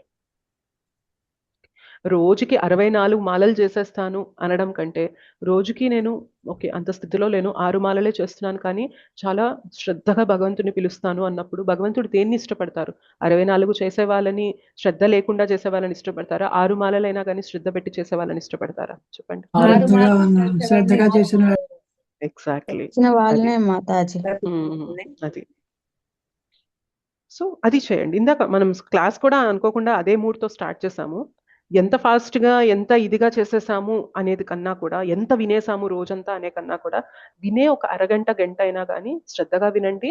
విన్న తర్వాత కూర్చొని ఆలోచించండి. ఓకే, ఇప్పుడు మీకు పని ఉంది, పని అయిపోయాక ఖాళీగా ఉంటాం కదా, అసలు నేను ఇవాళ ఏం విన్నాను, ఏం తెలుసుకున్నాను, ఎక్కడ లోపిస్తుంది నా సాధనలో, నేను ఏమైనా ఇంప్రూవ్ చేసుకోగలనా, నా బిహేవియర్లో ఏమైనా మార్పులు చేసుకోగలనా, ఒక భక్తురాలుగా నేను పిలువబడాలి అంటే నేను ఎట్లా మార్పులు చేర్పులు చేసుకోవాలి, ఇట్లా మనం ఆలోచన చేస్తూ ఉన్నాం అనుకోండి, దాంట్లోనే అర్థమైపోతుంది మన సిన్సియారిటీ. ఓకే, జ్ఞానాన్ని తీసుకొని ఆ జ్ఞానాన్ని అమలు పరచాలి అని అనుకుంటున్నాము అని కృష్ణ మనకి ఆ మార్గాల్ని కూడా ఓపెన్ చేస్తారనమాట.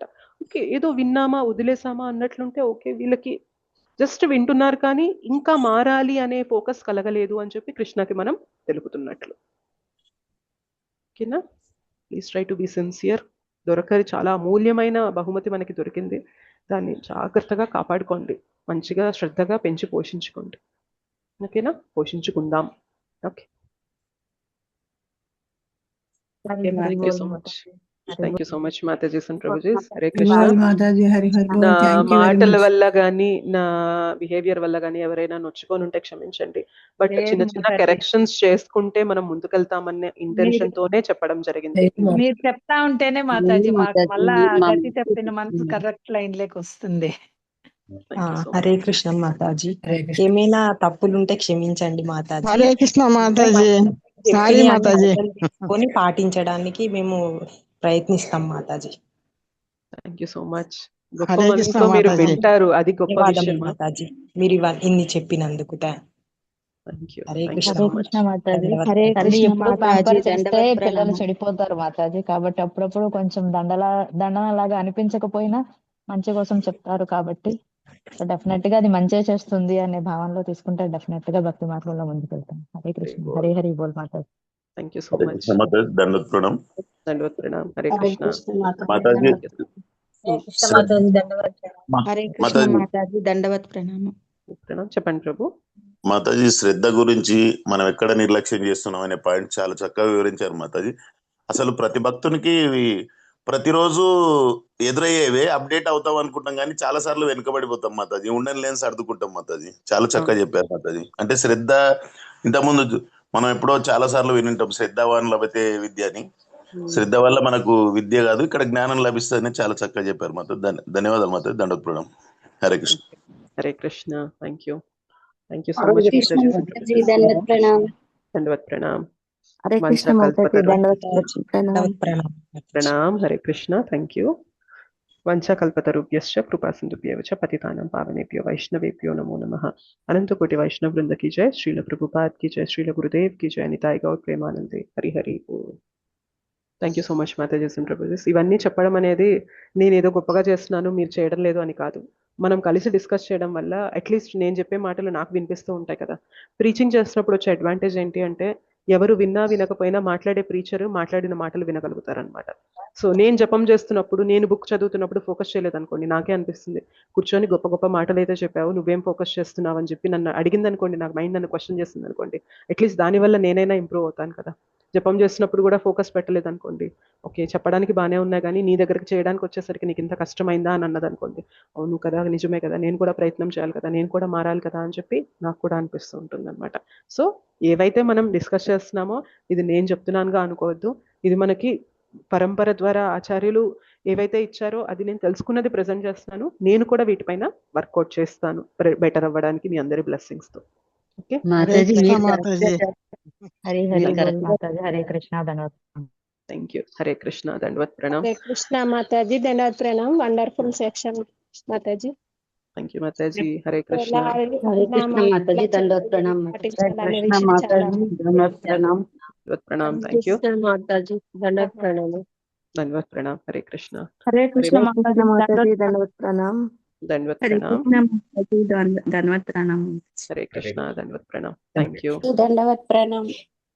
Thank you. దండవత్ Pranam. Thank you for the మళ్ళీ wonderful మనం నెక్స్ట్ session, క్లాస్ లో మాతాజీ. కలుసుకుందాం. Hare Krishna. Thank Mataji you so much Mataji. ఎన్నిసార్లు సరే అటెంటివ్ గా చేయాలన్నా ఓసారి చేయలేకపోతాం మాతాజీ, అంత నిగ్రహంగా ఉన్నారు. అవుతుంటది దానికి మాతాజీ.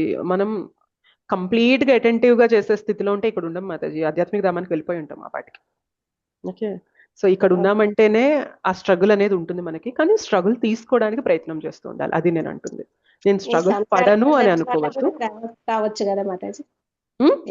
సంసారంలో అన్ని చికాకులు దీని వల్ల కూడా అటెంటివ్ గా చేయలేకపోతే కరెక్టే. అందుకే అంటారు జపా టైం అనేది ప్లానింగ్ టైం కాదు, ప్లీడింగ్ టైం అంటారు అనమాట. అంటే ఎట్లా నేను ఏ పని తర్వాత ఏ పని చేయాలి, ఎట్లా చేయాలి, వాళ్ళకి ఏం ఆన్సర్ ఇవ్వాలి, వీళ్ళకి ఇదైతే ఏం చేయాలి, అదైతే ఏం చేయాలి, ఇట్లా ఆలోచనలు చేస్తూ ఉంటాం. కానీ జపం చేసే టైం అనేది ప్లాన్ చేసే టైం కాదనమాట, ప్లీడ్ చేసే టైం, బెగ్ చేసే టైం భగవంతుడిని.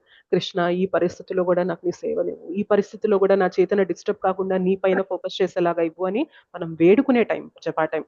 ఆ జపా టైంలో మనం సిన్సియర్గా ఉంటే మిగిలిన 22 గంటలు కూడా మనము శ్రద్ధగా మంచిగా చేయగలుగుతాం మన జీవితాన్ని. సంహో అక్కడ లైఫ్ ని ఇక్కడ తెస్తున్నాం, ఇక్కడ సరిగ్గా చేయలేదని చెప్పి మిగిలిన 22 గంటలు బాధపడుతూ ఉన్నాం. ఇది కలగాబులగం చేసేస్తున్నాం అనమాట మనం. Over a period of time మెల్లగా బెటర్ అవుతుంది. బట్ తెలుసుకోండి ప్రాబ్లం ఇక్కడ తప్పెళ్తున్నామని తెలుసుకొని ప్రయత్నం చేస్తూ ఉంటే ఏదో రోజు భగవంతుడు ఆ ప్రయత్నంలో మన సిన్సియారిటీని చూసి మనం చక్కగా మేనేజ్ చేసేలాగా శక్తిని బుద్ధిని మనకిస్తారు. హరే కృష్ణ మాతాజీ. ఏకాదశి ఎల్లుండే కదా మాతాజీ? ఏకాదశి నేను చూడలేదు మాతాజీ క్యాలెండర్. సండేనే మాతాజీ. ఓకే సండేనే మాతాజీ. Okay thank you so much మాతాజీ సెంటర్. హరే కృష్ణ దండవత్ ప్రణామ్. మళ్ళీ కలుద్దాం. Thank you.